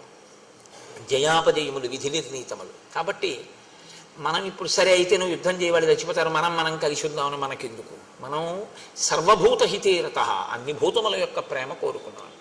నువ్వు మాతో వస్తావా? మా ప్రారంధం ఎలా ఉంటే అలా జరుగుతుంది. నువ్వు రావా? మేము బయలుదేరిపోతాం. నువ్వు ఇక్కడ ఉండడమా ఉండకపోవడమా నీ ఇష్టం. రాముడో ఉండలేడు, వాళ్ళు చెప్పినా వినలేదు. కానీ తనకిప్పుడు మార్గం ఏమిటి? ఋషులున్న ఇంకొక ప్రదేశానికి వెళ్ళిపోవడం. కాబట్టి ఇప్పుడు ఆయన కూడా విడిచిపెట్టేశాడు పర్ణశాలని. ఆయన విడిచిపెట్టేశాడంటే మీరు ఒకటి గుర్తుపెట్టుకోండి, సీతమ్మ ఏమనాలండి? వాళ్ళు వెళ్ళిపోతే వెళ్ళిపోయారు, మనకెందుకంటే హాయిగా ఏదో చక్కగా మంచి తేనె దొరుకుతోంది, పళ్ళు దొరుకుతున్నాయి, సుఖంగా ఉంది, ఏదో అయిపోతుంది, పక్కనే భరద్వాజాశ్రమం ఉంది కొద్ది క్రూసుల దూరంలో, ఏదో అయిపోయింది అంతేగాని ఎందుకంటే ఇప్పుడు మళ్ళీ ఇక్కడి నుంచి ఇల్లు మారడం ఏం వద్దు అనాలి. ఆవిడ అలా అనలేదు. రాముణ్ణి అనుగమించింది. అనుగమించడం గొప్ప భర్తని. ఏ సేవకొచ్చాడో ఆ సేవకు అలాగే ఉంటాడు లక్ష్మణమూర్తి. రాముడు చెప్తాడు, వాళ్ళు వింటారు. కాబట్టి ఇప్పుడు బయలుదేరారు. ఆయన ఇంకొక కారణం కూడా చెప్పాడు. ఇక్కడికి కౌసల్య, సుమిత్ర, కైక, భరతుడు, శత్రుఘ్నుడు, సైన్యం, వశిష్ఠాది మహర్షులు అందరూ వచ్చారు. అందుకని ఇక్కడ ఉంటే నాకు వాళ్ళు జ్ఞాపకానికి వస్తున్నారు ఎక్కువగా. రెండు, ఇక్కడికి వచ్చినటువంటి సైన్యంలో ఉన్న జంతువులన్నీ మలమూత్రములను విసర్జించి ప్రదేశం అంతా శౌచాన్ని కోల్పోయింది. కాబట్టి వేరొక ప్రదేశానికి వెళ్ళిపోదాం అన్నాడు. బయలుదేరారు. బయలుదేరి వాళ్ళు మార్గమధ్యంలో వెడుతుండగా అత్రి మహర్షి ఆశ్రమానికి వెళ్ళారు. మీరు బాగా గుర్తుపెట్టుకోండి, ప్రయత్నపూర్వకంగా మీరు మహానుభావులు ఉన్న ప్రదేశాన్ని తొక్కడం మీ అభ్యున్నతికి హేతు అవుతుంది, తెలిసి కానీ తెలియక కానీ.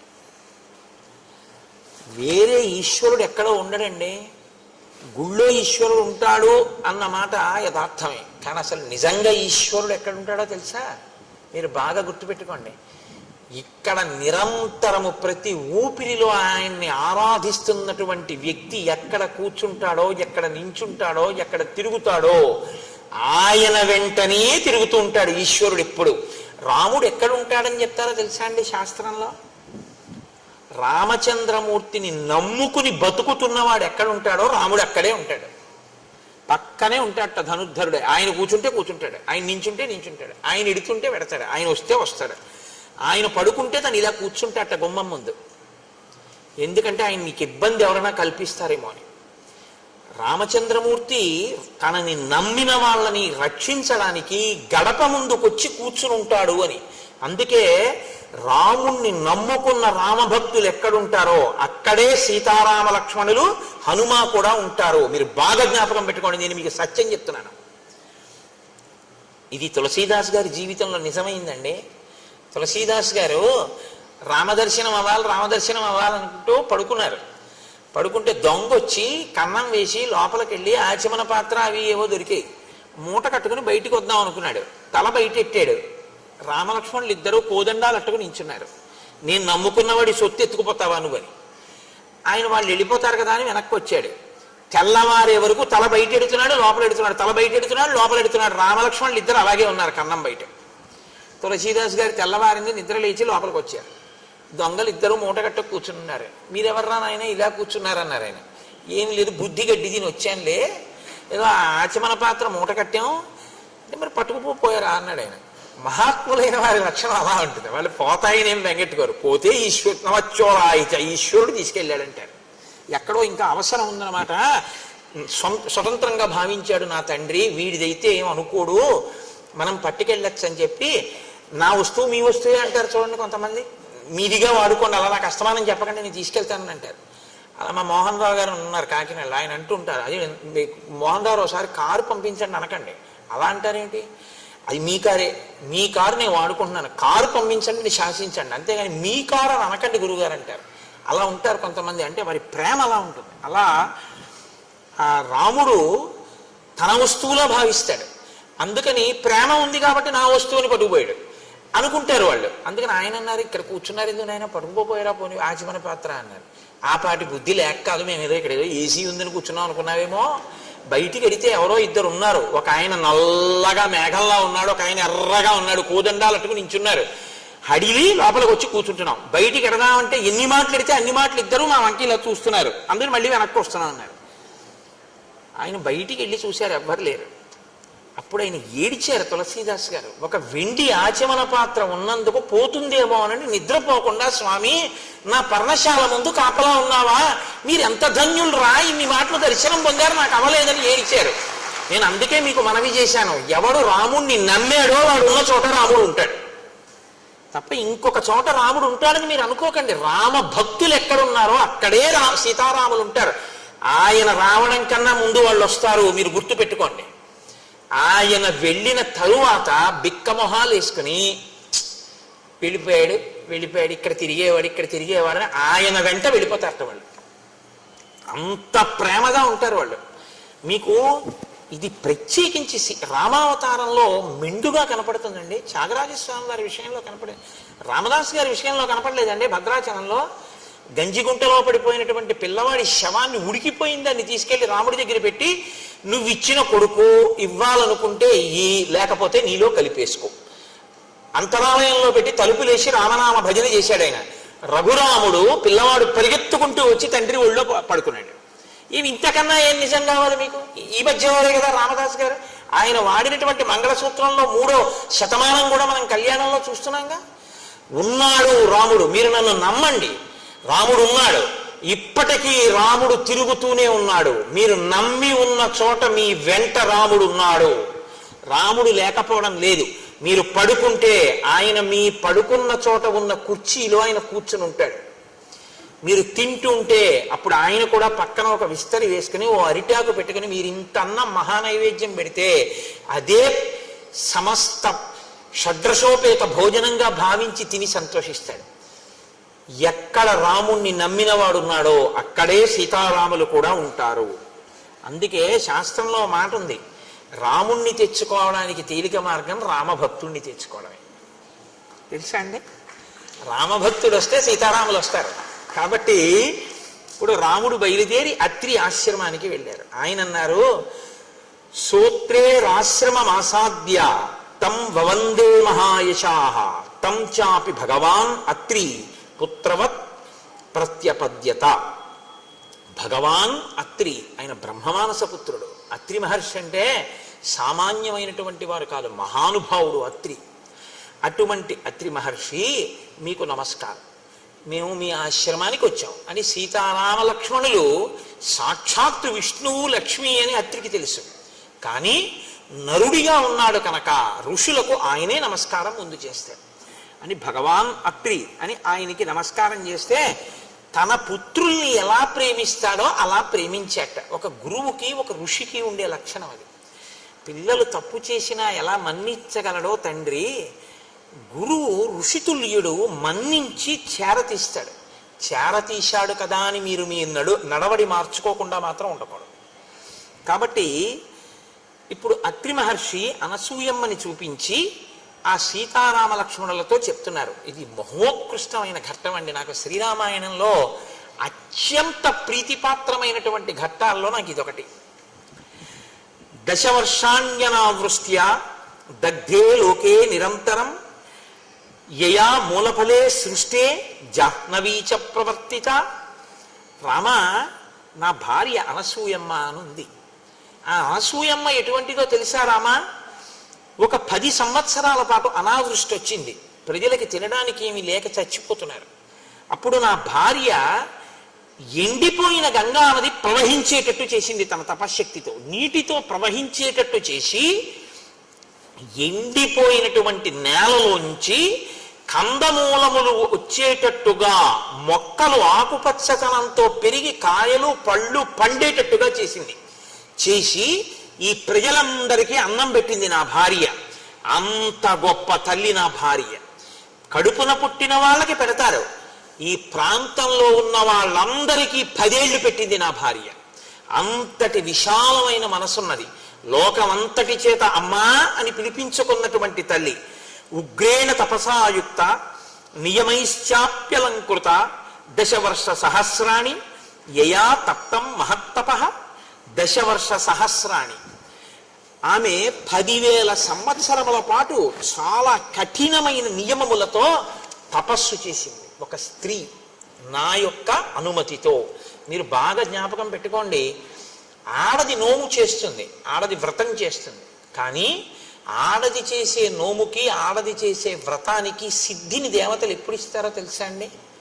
ముందు భర్త పాదాలకి నమస్కారం చేసి అనుమతి తీసుకుంటేనే. ఎందుకనంటే యోమే భర్త సమే గురువు.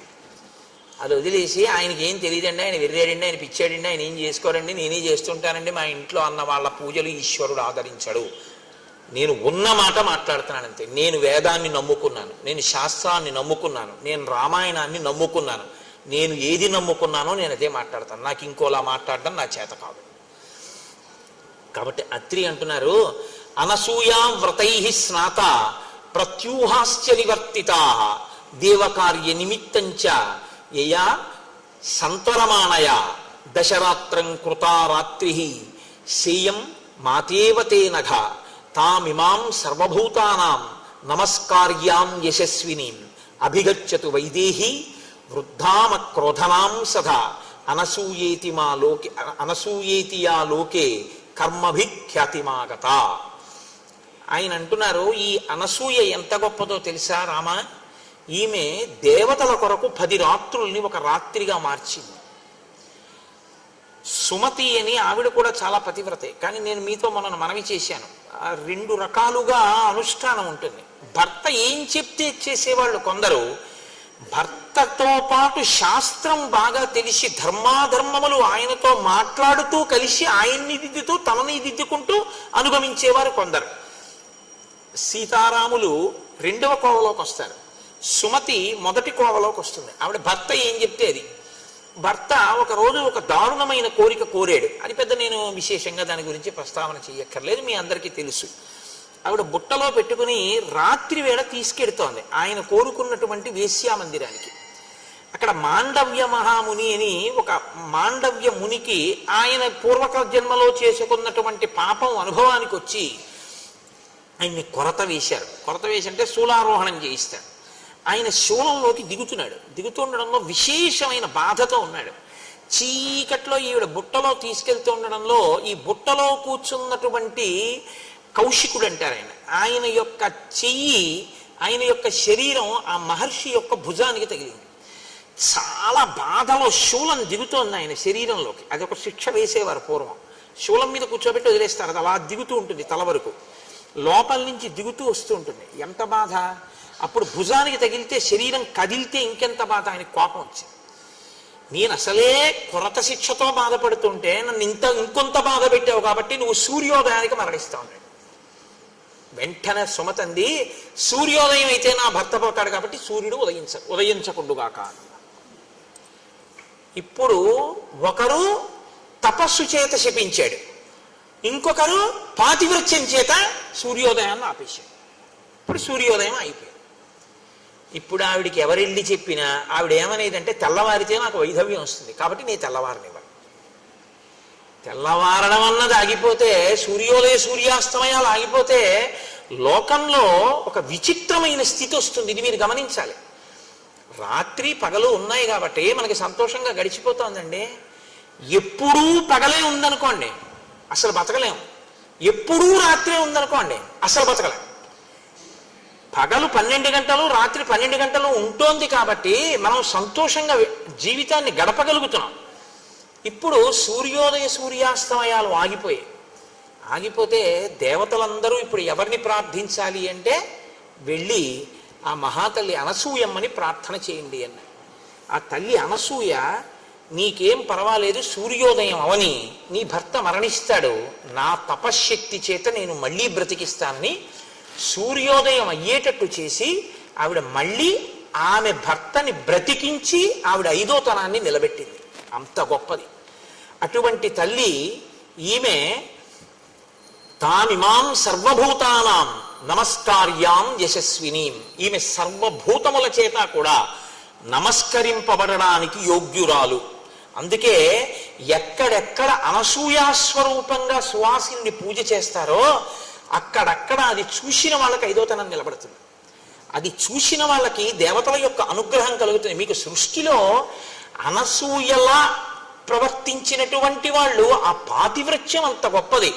ఎప్పుడూ మీరు గుర్తుపెట్టుకోండి, శాస్త్రం ఎలా మాట్లాడుతుందంటే, పురుషుడిది తపస్సు గొప్ప, ఆడదానిది పాతివ్రత్యం గొప్ప. ఆడది పురుషుణ్ణి అనుగమించగలిగితే చాలు. అలా అనుగమించగలిగితే ఆమెకు అంత తపశ్శక్తి వస్తుందంతే. ఆవిడ అటువంటి స్థితిని చేరుకుంటుంది. ఆర్షధర్మం అంతే మాట్లాడుతుంది. కాబట్టి ఇప్పుడు అనుగమించింది నన్ను, అలా అంత స్థితిని పొందింది. ఇటువంటి తల్లి సర్వభూతముల చేత నమస్కరింపబడడానికి యోగ్యురాలైంది. మనుష్యులు కాదు, సమస్త భూతములు అనసూయకి నమస్కారం చేస్తాయి ఈ ఆశ్రమంలో. అటువంటి తల్లి వృద్ధాం అక్రోధనాం సదా, చాలా వృద్ధురాలైపోయింది. అక్రోధనాం, ఆమెకి క్రోధం ఉండదు, ఆమెకి కోపం ఉండదు. కోపం ఎందుకు ఉండదండి? కోపం ఉండకపోవడం ఏంటి? కోపం ఉండకపోవడం అంటే, కోపం ఎక్కడి నుంచో రాదు కదండి. కాకినాడ నుంచి నేను వచ్చినట్టు కోపం ఎక్కడి నుంచైనా వస్తుందేంటి? కోపం ఎక్కడి నుంచి రాదు.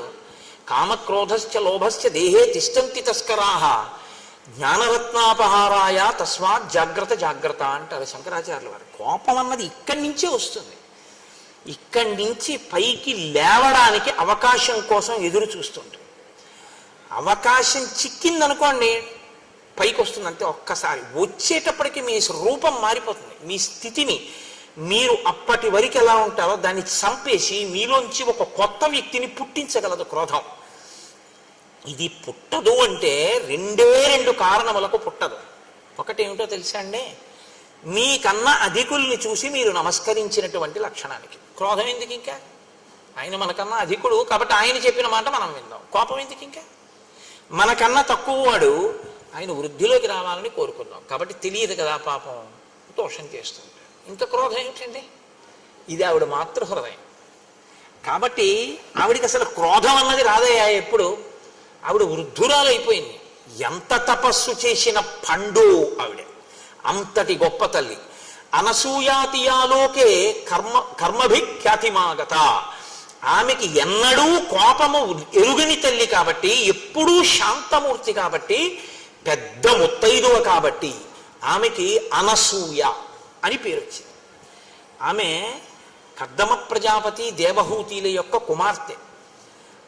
ఆమెని ఒకానొకప్పుడు త్రిమూర్తులు వెళ్ళిపోతున్నారు అత్రి మహర్షి ఆశ్రమం నుంచి తమ దివ్య విమానాల్లో. వెళ్ళిపోతుంటే విమానాలు ఆగిపోయాయి.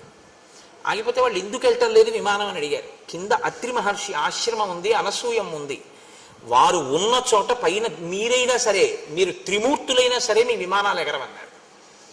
అంటే త్రిమూర్తులకి ఆవిడ యొక్క కీర్తిని మరింత ప్రకాశింప చెయ్యాలనిపించింది. మీరు ఎప్పుడు గుర్తుపెట్టుకోండి. అంతేగాని అద్దం బద్దం లేకుండా ఉత్తినే ఆవిడని పరిశీలన చేయడం కోసం రావడం అలాంటి పిచ్చ పనులు చేయరు త్రిమూర్తులు. మీరు జాగ్రత్తగా గమనించాలి శాస్త్రాన్ని. ఇంత గొప్ప తల్లి అంటే ఈవిడ ఖ్యాతి లోకానికి తెలియాలి. ఆవిడ ఖ్యాతి ఆవిడ లోకానికి చెప్పుకునే ప్రయత్నం చేయదు. ఆవిడకి అలాంటి పనులే ఉండవు. ఆవిడ తపస్సు ఆవిడంతే. కానీ ఆవిడ గొప్పతనం లోకానికి తెలియాలి. లోకానికి చెప్పడం ఎందుకు? ఆవిడికి కీర్తి తెస్తే వీళ్ళకి ఏమిటి వస్తుంది? ఆదర్శంగా తీసుకుని మిగిలిన వాళ్ళు బతుకుతారు. అందుకు చెప్పాలి దేవతలు. కాబట్టి ఇప్పుడు త్రిమూర్తులు బ్రాహ్మణ రూపాల్లో భోజనానికి వెళ్ళారు. అత్రికి ధర్మం ఉంది, అతిథి దేవోభవ. అందుకని ఆయన వాళ్ళని నిమంత్రణం చేశాడు, వచ్చి కూర్చుని భోజనం చేయొచ్చు. వాళ్ళు అన్నారు తీరా భోజనానికి కూర్చున్నాక, మేము ఒక వ్రతంలో ఉన్నాం. ఆ వ్రతంలో మాకు నియమం ఏమిటంటే, యజమాని భార్య మాకు వడ్డన చేసేటప్పుడు యజమాని వడ్డన చేస్తాడు, పరిశేచనాన్ని యజమాని వేస్తాడు. అది పెద్దలు వస్తే భోజనం పెట్టేటటువంటి తీరు. అందుకే పెద్దలు వస్తే భోజనం పెడుతున్నావు అందరూ. అదేం గుర్రం కాదు, గాడిది కాదు అన్నం పెట్టడానికి. నువ్వు దేవతార్చనకి పిలుస్తారు. ఆయన యజ్ఞం చేయడంతో సమానం అది. అంటే పరిశేచనానికి వేస్తారు జలాన్ని చేతిలో 5 మాటలు మీరు వేస్తారు. ఆయన స్వాహాకారంతో తీసుకుంటాడు 5 మాటలు. కాబట్టి ఇది శాస్త్ర మర్యాద కనుక ఆ ముగ్గురిని పిలిచి భార్యని వడ్డించమన్నాడు. భార్య వడ్డించకుండా ఇంట్లో పనిపిల్ల వడ్డించకూడదు. అది నీ పొగరుకి లక్షణం. నీ భార్య ఉన్నదందుకు పెద్దలు వస్తే వడ్డించడానికి. అంతేకాని తను ఎక్కడో కూర్చుని ఇంట్లో పనిపిల్ల వడ్డించడం మర్యాదకి భంగపాటది. ఎక్కడ ఎందుకున్నారో, ఎవరు ఏ ఆశ్రమంలో ఎందుకున్నారో అది తెలుసుకుని ప్రవర్తించాలి. అందుకే స్నాతకం చేసి గురువుగారు చెప్తాడు, ఎందుకున్నావో తెలుసా ఇప్పుడు గృహస్థాశ్రమంలో పెడుతున్నది, నేర్చుకో, అతిథి దేవో భవ అని చెప్తాడు. కనుక ఇప్పుడు అనసూయమ్మ వడ్డించాలి. వాళ్ళు అన్నారు, మా వ్రతం ఏమిటంటే ఇవాళ మేము భోజనం చేసేటప్పుడు ఆ యజమాని భార్య మాకు నగ్నయ్యి వడ్డించాలి. అంటే ఒంటి మీద వస్త్రం లేకుండా వడ్డించాలి. ఇప్పుడు ఇది ఆమెకి చెందిన విషయం. ఆవిడ అలా వడ్డిస్తుందా వడ్డించదా? అత్రి ఏమనలేదు. అదేం మీ అసాధ్యం కూడా, అదేమి వ్రతం రా మీకు అని ఆయన అనలేదు. ఇది ఎక్కడుంది ఈ వ్రతం అనలేదు. ఆయన వెళ్ళి భార్యని అడిగాడు. వాళ్ళకి అది నియమం అంటారు. ఎందుకంటే అతిథి కూర్చున్న తర్వాత నువ్వు ఏ కారణం చెప్పి లేపేయకూడదు. ఇది మర్యాద అండి మనకి శాస్త్రంలో. అంత ఉదారంగా మాట్లాడాయి మన శాస్త్రాలు. అమృతాన్ని ఇచ్చేసాడంతే, తెలిసి కూడా రాక్షసులని. పంక్తిలో కూర్చుంటే లేపకూడదు. కాబట్టి ఏమి నేర్చుకుంటున్నాం మనం? మనకి నేర్పే పురాణాలు. కాబట్టి ఇప్పుడు వెళ్ళి వాళ్ళకి నగ్నగా వడ్డించాలట. మరి వడ్డిస్తావా అన్నాడు. ఆవిడంది, అది పెద్ద విషయమా, అలాగే వడ్డిద్దాం అని. ఆవిడ ముందు బట్ట కట్టుకుని వచ్చింది. వచ్చి మంత్రాక్షతలు తీసుకొచ్చింది. మంత్రాక్షతలు అంటే నడుము విరగనటువంటి బియ్యానికి అక్షత అని పేరు. అది తన చేతిలో పట్టుకుని మంత్రాన్ని ఉపాసన చేసి తన తపశ్శక్తిని ప్రవేశపెడితే అవతల వారు దానికి లొంగవలసిందే. తను కోరుకున్నట్టు ఆవిడ చేయగలదు. ఆవిడ మంత్రాక్షతలు చేత పట్టుకుని వచ్చి ముగ్గురి తల మీద వేసింది. వేసి పసిబిడ్డల గుదురుగాక అంది. ముగ్గురు ఆ వేసినటువంటి ఆసనాల మీద పసిపిల్లలై పడుకున్నారు. అమ్మ తన కొడుకు పసిపిల్లవాడు అక్కడే ఆడుకుంటుంటే అమ్మవాడిని ముద్దులు ఆడుతూ స్నానం చేసి వచ్చి ఒళ్ళు తుడుచుకుంటుంది, బట్ట కట్టుకుంటుంది. వాటిలో మనోవికారం ఉంటుందా? పసితనానికి ఉన్న గొప్పతనం అది. పసిపిల్లలు ముగ్గురు అలా కూర్చున్నారు, కొడుకును ఆడుకుంటున్నారు. ఆవిడ వడ్డించేసింది, వెళ్ళి బట్ట కట్టుకుంది, వచ్చింది, ముగ్గురి మీద మంత్రాక్షతలు వేసింది. తినండి. ముగ్గురు త్రిమూర్తులు ఏ రూపాల్లో వచ్చారో ఆ రూపాల్లో తిన్నారు. తినేసిన తర్వాత ఆవిడంది, పిల్లల విషయంలోగా తల్లి ఎలా ప్రవర్తిస్తుంది, అన్యుల విషయంలో కాంత అలా ప్రవర్తించదుగా, నగ్నగా వచ్చి ఎవరి ముందు నిలబడదు. నేను దాని గురించి పెద్ద వ్యాఖ్యానాలు ఏం చెయ్యక్కర్లేదు. పసిపిల్లలైతే అమ్మ హృదయం వేరు, ఆ పసిపిల్లాడి మనస్సు వేరు. పసిపిల్లాడు అక్కడ ఆడుకుంటుంటే అమ్మ స్నానాల గది తలుపు తెరిచి వాడు ఏ ప్రమాదం తెచ్చుకుంటాడో అని స్నానం చేసేస్తుంది. అమ్మ అలా ఉండబట్టి కదండి బతికి బట్టగట్టాం. అమ్మ ఆ ప్రేమ చూపించకపోతే మన బతుకులు ఎక్కడ ఉన్నాయి? కాబట్టి అమ్మతనం బిడ్డతనాన్ని చూస్తుంది. కాబట్టి ఇప్పుడు మీరు తిన్న తర్వాత కూడా నాకు అలాగే కనపడిందండి ఆవిడ. ఇప్పుడు వాళ్ళెవరు కనపడకుండా ఉండడానికి ఇంకా వాళ్ళ ప్రమేయం లేదు. ఆవిడ తపశ్శక్తి అంత గొప్పది. అన్నం తినేయడం అయిపోయిన తర్వాత ఆవిడ మళ్ళీ అక్షతలు తీసి వేసేసింది. ముగ్గురు పసిపిల్లలు అయిపోయారు. 3 ఉయ్యాళ్ళు కట్టి పడుకోబెట్టి ఊపింది. మీకు అలా వడ్డించాను కాబట్టి నేను తల్లిని, మీరు బిడ్డలు పడుకోండి ముగ్గురు అని. ముగ్గురు పడుకున్నారు అంతే. ఆవిడ ఊయలు ఊపుతాను. ఇప్పుడు పరిగెవరు తీశారు? కీర్తి ప్రకాశింపజేయడం మాట. దేవుడు ముగ్గురు ఉయ్యాల్లో పడుకున్నారని ముగ్గురు వచ్చారు. లక్ష్మి, సరస్వతి, పార్వతి ముగ్గురు వచ్చారు. ఎలా? పూజ కోసం కాదు, భర్తలు నిమ్మని పరిగెత్తుకుంటూ వచ్చారు. అమ్మా అమ్మా పసిబిడ్డల్ని చేసేసావు కదమ్మా, మాకు మా భర్తల్ని ఇచ్చేవా అమ్మా అని అడిగారు. అదెంత పని? మళ్ళీ మంత్రాక్షతలు వేసింది. ముగ్గురు బిడ్డలయ్యారు. ముగ్గురిని ముగ్గురు కోడళ్ళకి ఇచ్చేసింది. ఇప్పుడు ముగ్గురు కొడుకులయ్యారు. లలితాపరాభట్టారిక స్వరూపం శాస్త్రంలో ఏదో ఆ లలితాపరాభట్టారిక స్వరూప స్థాయికి చేరింది అనసూయమ్మ. ఇది ఆవిడ గొప్పతనం. అటువంటి అనసూయ స్వరూపం గురించి చెప్పి ఆ స్వరూపాన్ని ఇక్కడ తీసుకొచ్చి ఒక సువాసిని యందు ఆవాహన చేసి పూజ చేయకపోతే దోషమైపోతుందండి. శాస్త్రాలు మీకు చూసే అవకాశం ఇచ్చేయి. ఒక సువాసిని కూర్చోబెట్టి మీరు శ్రీ సూక్తంతో ఆవాహన చేసి పూజ చేస్తే మీకు అనసూయమ్మకి జరుగుతున్న పూజ మీరు చూసేసినట్టే. దాని చేత మీరు ధన్యులైపోతారు. చూపుల శ్రీపతి రూపము నాపోవక త్రావి త్రావి హర్షోద్ధతయ్యి వాపుచ్చి మందమధురాలాపంబుల పొగడనదితి లక్ష్మీనాథున్ అంటారు పోతన గారు. చూపులతో తాగి తాగి ఆనందం అనుభవించాలి ఒక్కొక్కసారి.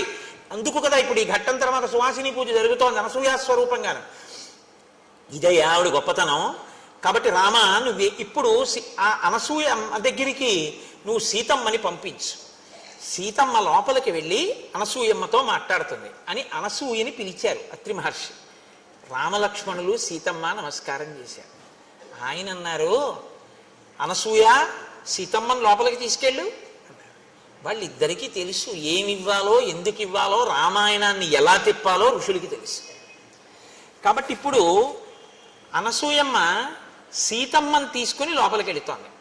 వెడుతున్న అనసూయమ్మ ఎలా ఉందో మనకి నిజంగా వాల్మీకి, అందుకు కదండి ఋషిరుణం వచ్చింది. అనసూయమ్మ ఎలా ఉండేదండి అన్నారు అనుకోండి, ఆవిడ వృద్ధురాలు అని మహర్షి చెప్పారు. ఎలా ఉందో మనం చూడ్డానికి వీలుగా లైవ్ టెలికాస్ట్ అంటారే, శాబ్దికమైన ప్రత్యక్ష ప్రసారం చేస్తారు మహర్షి. ఆయన అంటారు, శిథిలాం ఫలితాం వృద్ధాం జరా పాండురమూర్ధజాం సతతం వేపమానాంగీం ప్రవాతే కదలీయథ. ఆవిడ శిథిలాం, శరీరం అంతా శిథిలమైపోయింది. ఫలితాం, ఆ తల్లి ఒళ్ళంతా ముడతలు పడిపోయింది. వృద్ధాం, వృద్ధురాలైపోయింది. జరాపాండురమూర్ధజాం, వృద్ధాప్యం చేత ఆవిడ తలంతా నెరిసిపోయి ముగ్గుముట్టు అయిపోయింది, పెద్దదైపోయింది, పెద్ద ముత్తైదువ. సతతం వేపమానాంగీం, ఆవిడ ఇలా వణికిపోతోంది చేతులవిని. ప్రమాతే కదలీయథ, గాలి వేస్తే అరిటి చెట్టు ఎలా కదిలిపోతుందో అలా కదిలిపోతోంది. అటువంటి తల్లి బయటికి వచ్చి సీతమ్మ చెయ్యి పట్టుకుని లోపలికి తీసుకెళ్ళింది. లోపలికి వెళ్ళిన సీతమ్మ అనసూయమ్మ ఏం మాట్లాడుకున్నారో మనకి వెంటనే కెమెరా అటు తిప్పుతారు మహర్షి. అది రామాయణానికి గొప్పతనం. నేను అదే ఏకాంతంగా చదవండి రామాయణాన్ని, రామాయణాన్ని మామూలుగా చదవకండి అని నేను అంటాను. మీరు దాన్ని అలా చూస్తుంటే మీకు ఇక్కడ రామాయణం కదిలేటట్టుగా ఆయన రచన చేశారు. ఇప్పుడు మీ సంతోషం ఎవరి మీద ఉంటుంది? ఇంత చెప్పాక సీతమ్మ అనసూయమ్మ ఏం మాట్లాడుకుంటున్నారో లోపల ఉంటుంది, బయట అత్రి రామలక్ష్మణులు ఏం మాట్లాడుకుంటున్నారో అని మీకు ఉండదు. వెంటనే కెమెరా అటు తిప్పుతారు మహర్షి. కెమెరా అటు తిప్పుతారంటే నా ఉద్దేశం ఆయన యొక్క ఘంటం అటు తిరుగుతుంది. మీరు ఆ శ్లోకంలో శబ్దంలో దర్శనం చేయొచ్చు. అభివాద్యత వైదేహి తాపసీం తామనందితాం బద్ధాంజలి పుటాహృష్ట పర్యపృచ్ఛదనామయం. లోపలికి వెళ్ళినటువంటి సీతమ్మ అంజలి ఘటించింది. ఇలా అంజలి ఘటించి రెండు చేతులతో శిరస్సు ఉంచి నమస్కరించి ఆ తల్లిని తాపసీం అనిందితాం, అనిందత అంటే స్వచ్ఛమైన చరిత్ర కలిగిన అనసూయకి నమస్కారం చేసి, వెంటనే అనసూయమ్మంది, ఇంకా ఏమి పెద్ద హడావిడేం లేదండి, వెంటనే ఒక మాట అంది. తత సీతాం మహాభాగాం దృష్ట్వా తాం ధర్మచారిణీం స్వాంత్యంత్య బ్రవీత్ హృష్ట దిష్ట్యా ధర్మమవేక్షసే. చాలా సంతోషించినటువంటి మనస్సుతో అనసూయమ్మ ఇలా చూసిందట సీతమ్మ వంక. దేనికి సంతోషం? నమస్కారం చేసిందనే కాదుట. మహర్షి ఎందుకు అనసూయమ్మ సంతోషించిందో చెప్తున్నారు. దిష్ట్యా ధర్మమవేక్షసే, ధర్మాన్ని పట్టుకున్నావు కనుక. అమ్మా నువ్వు ధర్మాన్ని పట్టుకున్నావమ్మా సీతమ్మ, నాకు ఇది సంతోషం వేస్తోందమ్మా. ఏమిటి సీతమ్మ పట్టుకున్న ధర్మం? వెంటనే చెప్తోంది ఆవిడ. త్యక్త్వా జ్ఞాతి జనం సీతే మానమృద్ధించ భామిని అవరుద్ధం వనే రామం దిష్ట్యాత్వం అనుగచ్చసి. నువ్వు జ్ఞాతి జనాన్ని విడిచిపెట్టావు. మీ మామగారు 2 వరాలిచ్చి కైకమ్మకి రాముణ్ణి అరణ్యవాసానికి వెళ్ళమని చెప్పగానే నా భర్తకి ఇంత కష్టపెట్టినటువంటి ఈ మామగారింట్లో నేనుండి ఈయనకి సేవలు ఎందుకు చెయ్యాలి? మీరు 14 ఏళ్ళు అరణ్యవాసానికి వెళ్ళి వచ్చి మీరు పట్టం కట్టుకున్న తర్వాత నేను వస్తాను, అప్పటి వరకు నేను పుట్టింట్లో ఉంటానని జనక మహారాజు గారి యొక్క కూతురు అయోనిజ అయినటువంటి సీతమ్మ అనుకుంటే అలా పుట్టింటికి వెళ్ళొచ్చు. లేదా నేను అరణ్యవాసానికి ఎక్కడ వస్తానండి, ఇక్కడ ఉంటాను లేండి అని రాముడే అన్నాడు కనుక ఉన్నవని అక్కడ ఉండొచ్చు. జ్ఞాతి జనాన్ని విడిచిపెట్టి అక్కడ ఉండక ఇక్కడ ఉండక మానవృద్ధించ భామిని, ఐశ్వర్యాన్నంతటినీ కూడా విడిచిపెట్టేసి అహంకారాన్ని విడిచిపెట్టేసి, రాముడి కన్నా ఒక విషయంలో సీతమ్మది ఒక మార్క్ ఎక్కువ, ఆవిడ అయోనిజ అయినా కూడా అవరుద్ధం వనే రామం, రాముడి వెనకాతల అడవికి వచ్చేసావు. దిష్ట్యాత్వం అనుగచ్చసి, రాముణ్ణి పట్టుకున్నావు, ధర్మాన్ని పట్టుకున్నావు, భర్తని అనుగమించావు. భర్త వెంట ఉండాలి ఆడది, భర్త వెనక ఉండడం, భర్తని అనుగమించడం కన్నా పూజ ఇంకొకటి లేదు. ఎన్ని పూజలు చేసి ఇది వదిలినా అది 0, అన్నీ వదిలి ఇది ఉంటే పూర్ణం అన్న ధర్మాన్ని పట్టుకున్నావు సీత. అందుకు నేను సంతోషిస్తున్నాను. సీతమ్మ, నేను నీతో ఒక మాట చెప్పనా? నగరస్థో వనస్థో వా పాపో వా యదివా శుభ యాసాం స్త్రీణాం ప్రియో భర్త తాసాం లోకా మహోదయా. భర్త నగరంలో ఉండని అరణ్యంలో ఉండని, పాపిష్టివాడు కానీ పుణ్యాత్ముడు కానీ, ఆడది భర్తని ఉపాసన చేస్తే చాలు, భర్తని అనుగమిస్తే చాలు, ఆమె సమస్తమైనటువంటి శ్రేయస్సుని పొందుతుంది. భర్త ఎటువంటి వాడన్న దాన్ని బట్టి అనుగమించడం గొప్పతనం కాదు, భర్తని అనుగమించడం గొప్పతనం. కాబట్టి నువ్వు అలా అనుగమించావు, ఆయన అరణ్యానికి వచ్చిన అనుగమించావు. దీనికి నేను చాలా సంతోషిస్తున్నాను. సీత, నీతో నేను ఒక మాట చెప్తాను, బాగా విను.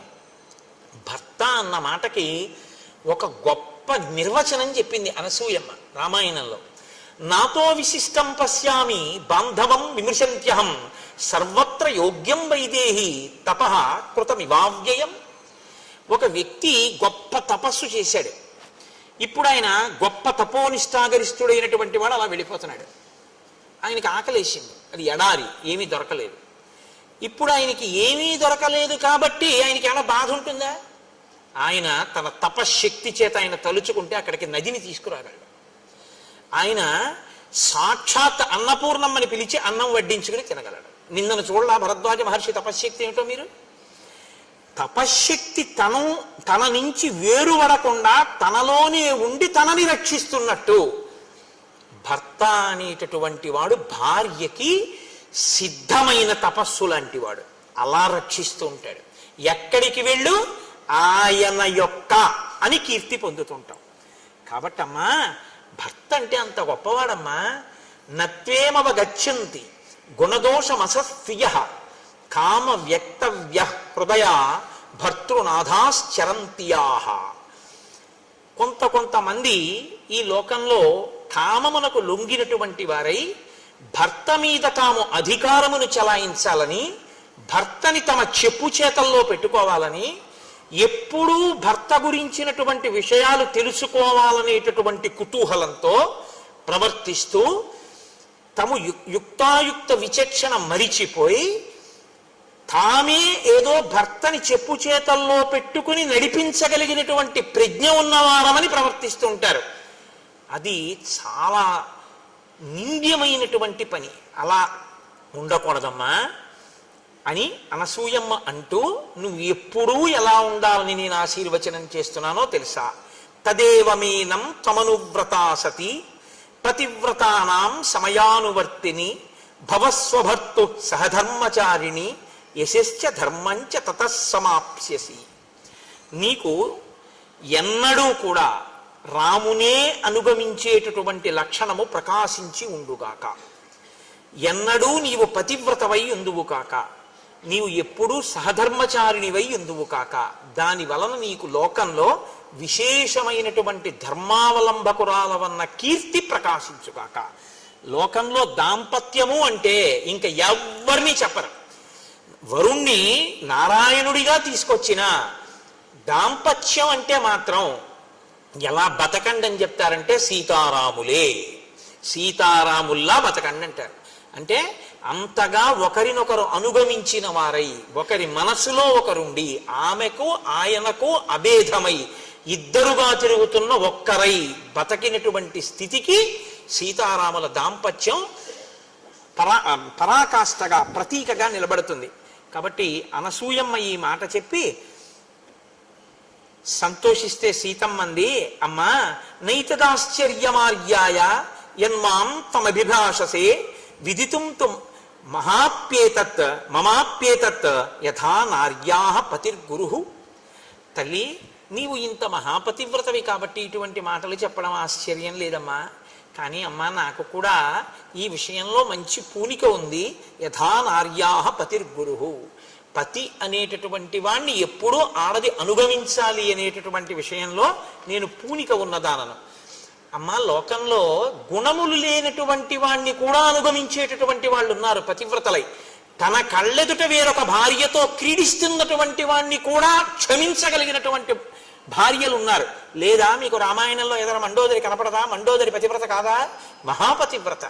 అమ్మ, వాళ్ళు గొప్ప తప్ప నేను రాముణ్ణి అనుగమించడం పెద్ద గొప్పతనం ఏముందమ్మా? రాముడు ఎటువంటి వాడో తెలుసా? కిం పునర్యో గుణశ్లాఘ్య సానుక్రోశో జితేంద్రియ స్థిరానురాగో ధర్మాత్మ మాతృవత్ పితృవత్ ప్రియ. అమ్మా, ఎన్ని గుణములున్నాయమ్మా మహానుభావుడికి! ఇంద్రియములను జయించినటువంటి వాడమ్మా, దయాళువమ్మా, స్థిరమైన అనురాగం ఉన్నవాడమ్మా. కొన్నాళ్ళు ఈ భార్య యందు అనురాగంతో ఉండి రేపు పొద్దున్న ఇంకో భార్యని స్వీకరించేటటువంటి లక్షణం ఉన్నవాడు కాదమ్మా ఆయన. స్థిరమైన అనురాగం ఉన్నవాడమ్మా. మాతృవత్ పితృవత్ ప్రియ. ఆయన తల్లి తండ్రి యందు ప్రేమ ఎలా ఉంటుందో నాకు రాముని యందు ప్రీతి అలా ఉంది, ప్రేమ అలా ఉంది. మీరు బాగా జ్ఞాపకం పెట్టుకోండి ఈ మాటలకు అర్థం. ఇవాళ ద మోస్ట్ డిస్టార్టెడ్ వర్డ్ ప్రేమ అంటే, నేను ఆంగ్ల భాష ఉపయోగించానని మన్నించండి, అంతగా ఏ పదము కూడా లోకంలో తప్పుగా వాడబడనటువంటి మాట ఏదైనా ఉంటే ప్రేమ అన్న మాటే. ప్రేమ అన్న మాటని ఎవరి ఇష్టం వచ్చినట్టు వాళ్ళు వాడేస్తున్నారు. కామము అన్న మాటని చెప్పవలసిన చోట అది చెప్పకుండా ప్రేమ అన్న మాటతో దాన్ని పూర్ణ చేస్తున్నారు. మీరు మాటని కానీ ఒక చోట చెప్పవలసిన దాన్ని ఇంకొక మాట పెట్టేస్తే జీవితాలు పడిపోతాయి. తెలుసా అండి? ఎందుకో తెలుసా? ప్రేమ అన్న మాటకు అర్థం ఏంటంటే, ప్రతిఫలాన్ని అపేక్షించకుండా అవతలి వ్యక్తి యొక్క అభ్యున్నతిని చిట్ట చివరి శ్వాస వరకు కోరుతూ వారి అభ్యున్నత కొరకు తన జీవితాన్ని కూడా పరిత్యజించగలిగినటువంటి స్థితి ఉన్నటువంటి వ్యక్తికి ప్రేమ కలిగిన వాడు అని పిలుస్తారు. ఇది ఎవరికి చెల్లుతుందంటే తల్లికి, తండ్రికి, గురువుకి, భర్తకి, వీళ్ళకి చెందుతుంది. ఎందుకనంటే ఒక తల్లి బిడ్డను ఎందుకు ప్రేమిస్తుంది? కడుపులో ఎందుకు పెట్టుకుంది? వైకుంఠం క్యూ కాంప్లెక్స్లో వెళ్ళిపోతున్నటువంటి చంటి పిల్లవాడు ఏడిస్తే, నిన్నగాక మొన్న పెళ్ళైనటువంటి యవ్వనంలో ఉన్న తల్లి పిల్లవాడు ఏడిస్తే ఏడిచాడు కానీ ఇంతమంది మగవాళ్ళ మధ్యలో నేను నా స్తన్యం ఇవ్వను అనకుండా, వాడు ప్రాణం ఎక్కడ పోతుందో అని అంతమంది మగవాళ్ళు ఉన్నారని కూడా చూడకుండా స్తన్యం ఇచ్చి పిల్లాడిని ఎందుకు పోషిస్తోంది? పిల్లవాడి మలమూత్రాలు ఎందుకు ఎత్తుతోంది? తన నెత్తుటిని పాలగా మార్చి పిల్లవాడికి ఎందుకు పడుతోంది? వాడు ఏడిస్తే వాడి చెవిలో చీమ దూరిందని ఏ భాష చేత తెలుసుకుంటోంది? ఇది అమ్మతనం. ఈ అమ్మతనం ఉందే, ఈ అమ్మతనమే లోకంలో మొట్టమొదటి దైవస్వరూపంగా గుర్తింపబడి గౌరవింపబడింది. ఈ అమ్మ ప్రాణం పోయేటప్పుడు ఆఖరణ కూడా ఆ కొడుకును ఒకసారి చూసి చచ్చిపోవాలనుకుంటుంది. నా కొడుకు ఒళ్ళో తలపెట్టుకు చచ్చిపోవాలనుకుంటుంది. కట్టుకున్నవాడున్నా వాడు కొరివి పెడితే బాగుండనుకుంటుంది. వాడు వైద్యం చేయించకపోయినా, ఎందుకమ్మా వాడు అన్నం పెట్టాడా వైద్యం చేయించాడా, ఆ పిల్లవాడు నాశనం అయిపోతాడమ్మా అన్నారు అనుకోండి ఎవరైనా, వద్దమ్మా అంత మాట అనకండమ్మా, వాడలా 10 కాలాలు బతకనివ్వండి, అంతేకాని నాకు అన్నం పెట్టకపోతే ఏమిటి, పెద్దదాన్ని అయిపోయిన ఎన్నాళ్ళు ఉంటాను, ఇవాళ ఉంటాను, రేపు పోతాను, వృద్ధిలోకి రావలసిన వాడు వాడంటు. ఇది అమ్మ అంటుంది. నాన్నగారు అంటారు, గురువు గారు అంటారు. దీనికి ప్రేమ అని పేరు. అంతేకాని ఓ తల్లి తండ్రి కష్టపడి తన కడుపున ఒక అందమైన పిల్ల పుట్టింది, దాన్ని కన్యాదానం చేసి దాని జీవితాన్ని అభ్యున్నతిలోకి తీసుకొద్దామని నిరంతరం కలలు వాళ్ళు కంటే, నీ సొత్తులా నువ్వు ఎక్కడో ఆ పిల్లని చూసి అయితే నాది కావాలి లేకపోతే ఎవరికో కాకూడదని నువ్వు ఆమె మీద యాసిడి పోసి ప్రేమ అని పిలవడం నీ కామానికి పరాకాష్ట తప్ప ప్రేమ ఎలా అయింది?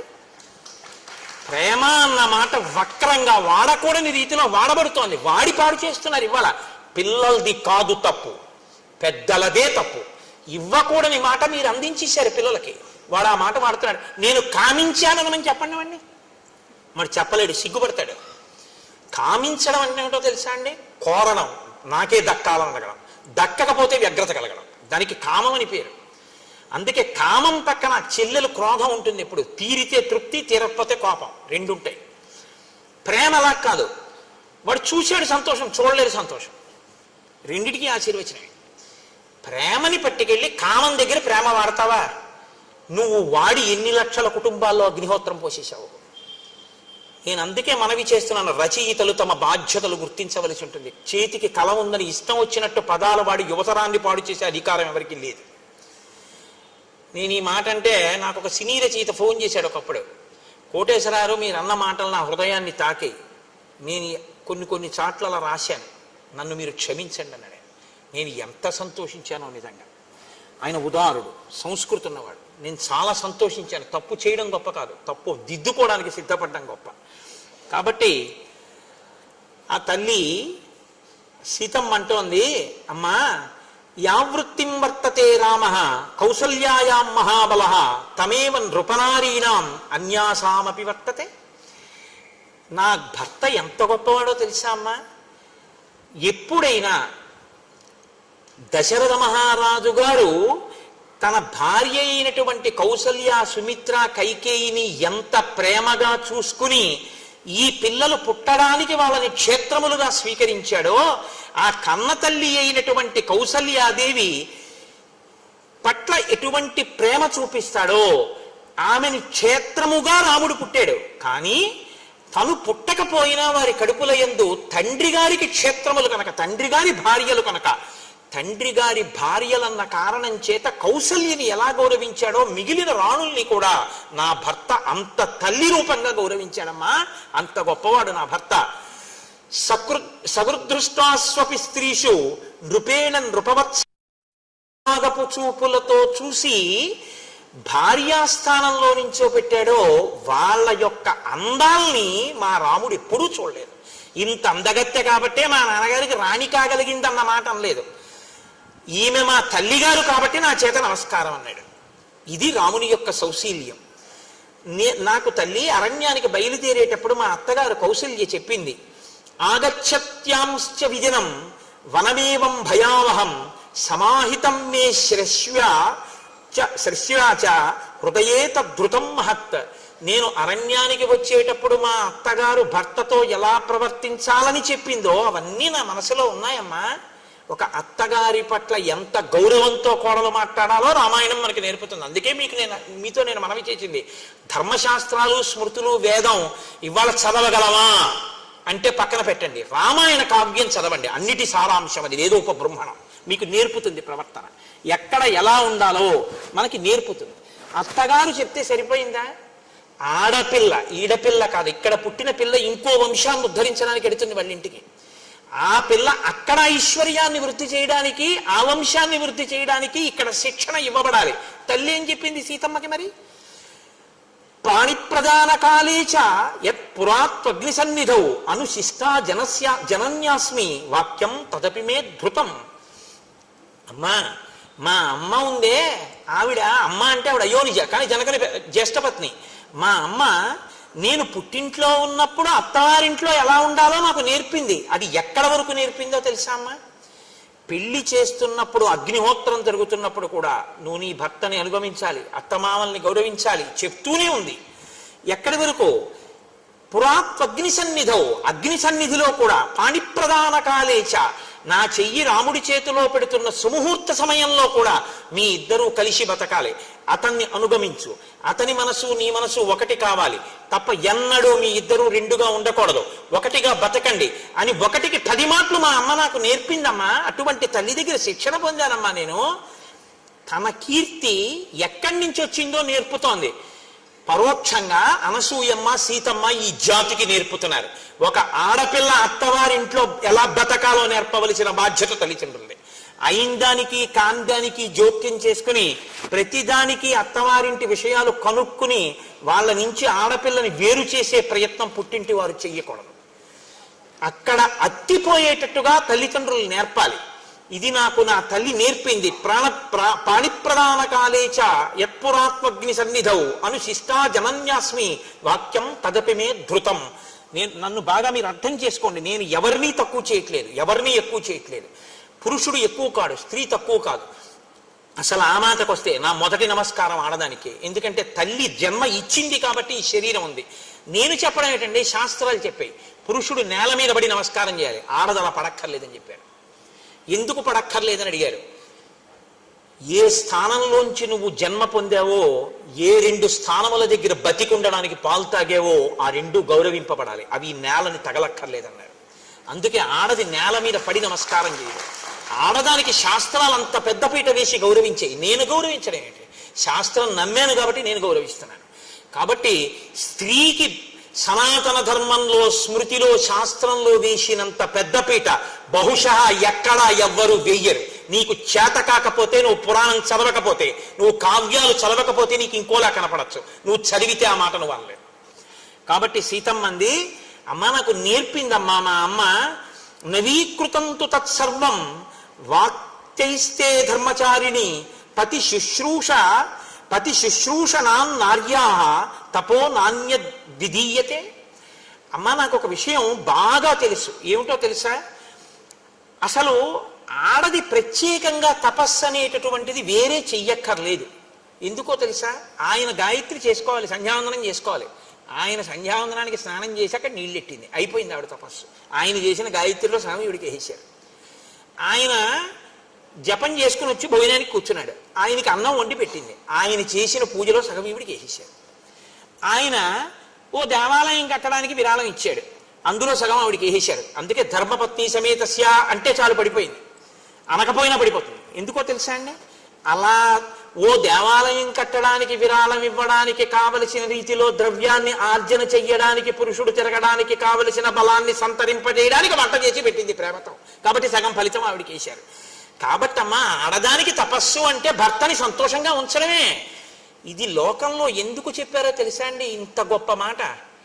భర్తకి శాంతి స్థానం భార్య, భార్యకి శాంతి స్థానం భర్త. బయట ఎన్ని ఇబ్బందులు కలగనివ్వండి, భార్య సంతోషంగా పలకరిస్తే ఆయన సంతోషిస్తాడు. ఆవిడ ఎంత దరిద్రంలో ఉండనివ్వండి, ఎంతమంది ఏమననివ్వండి, భర్త ఒక్కడు గుండెల్లో పెట్టుకున్నాడు అనుకోండి చాలు సంతోషంగా. దీనికి ఒక మాట చెప్తుంటారు పెద్దలు, సముద్రం లోపలికి వెళ్ళి జాలరులో 6 నెలలకోసారి ముత్యాలన్నీ ఏరి జాగ్రత్తగా పట్టుకొచ్చి భార్యల మెళ్ళల్లో వేసేవారట. ఒక జాలరి వెళ్ళేవాడు కాదుట. ఆ ఒడ్డున ఉన్నటువంటి నత్తగుల్లలన్నీ ఏరి, శంఖాలు ఏరి, గండలు గుచ్చి భార్య మెడలో వేశాట. ఇన్ని నగలు వేసినటువంటి వాళ్ళకన్నా నత్తగుల్లలను శంఖాలు వేసుకున్నటువంటి ఈవిడలో ఎక్కువ తేజస్సు ఉండేది. ఎందుకని అడిగారట. రోజు మా ఆయనకి నేను ఎదురుగుండా ఉండి కనపడి నా ముఖం చూస్తే ఆయన సంతోషిస్తారు, ఇంతకన్నా ఏం కావాలి? 6 నెలలు సముద్రంలోకి వెళ్ళి తెచ్చిన ముత్యాలు వేసుకుంటేనే తృప్తి, అందుకని ఈవిడ ముఖం ఎక్కువ శోభించింది అన్నారు. ఆవిడికి ఈయనకి ఆవిడ శాంతి స్థానాలు. ఆ శాంతి పాడు కాకుండా చూడాలి. కొత్తదనం శాంతి పాడవడానికి కారణం. ఎంతో కలిసి ఉంటాయి కుటుంబాలు. తెలిసి తెలియని తనంతో గబుక్కుని వచ్చి భార్య నేరం చెప్పింది అనుకోండి ఎవరి మీదో, ఏమిటండి మీ తమ్ముడు అలా మాట్లాడుతుంటాడు అస్తమానం, నా మనసు చిన్నబుచ్చుకుంటోంది అంటే, అతనికి అప్పటి వరకు తమ్ముడితో కలిసి ఉన్నవాడికి తమ్ముడి మీద కోపం వస్తుంది. అందుకే సన్నికళ్ళు తొక్కించి మంత్రం చెప్తారు పెళ్లిలో. అమ్మ, ఈ రాయి తొక్కినా, గౌరవించినా, పచ్చడి చేసినా, పసుపు కొమ్మెట్టినా ఎంత స్థిరంగా ఉందో, నువ్వు అత్తవారి ఇంట కూడా కొంచెం ఓర్చుకుని ఆ స్థిరభావంతో ఉండు, లేకపోతే గడపలు చాలా అయిపోతాయమ్మా. ఈ ఐకమత్యత విచ్ఛిన్నం అయిపోతుంది. నువ్వు కొంచెం గట్టిగా నిలబడితే కుటుంబాలు కలిసి ఉంటాయి అని ఉదార బుద్ధితో వేదం నేర్పుతుంది. ఆడపిల్లకి ఎంత నేర్పుతుందో మగపిల్లవాడికి అంతా నేర్పుతుంది. చూసమండి, అన్ని మాకేనా అనకండి, మళ్ళీ అన్నీ నేర్పుతుంది. ఇప్పుడు నేను వివాహ మంత్ర ప్రాశస్త్యము అన్న విషయం మీద మాట్లాడటం లేదు కాబట్టి నేను వాడి జోలికి ఎక్కువగా వెళ్ళటం లేదు.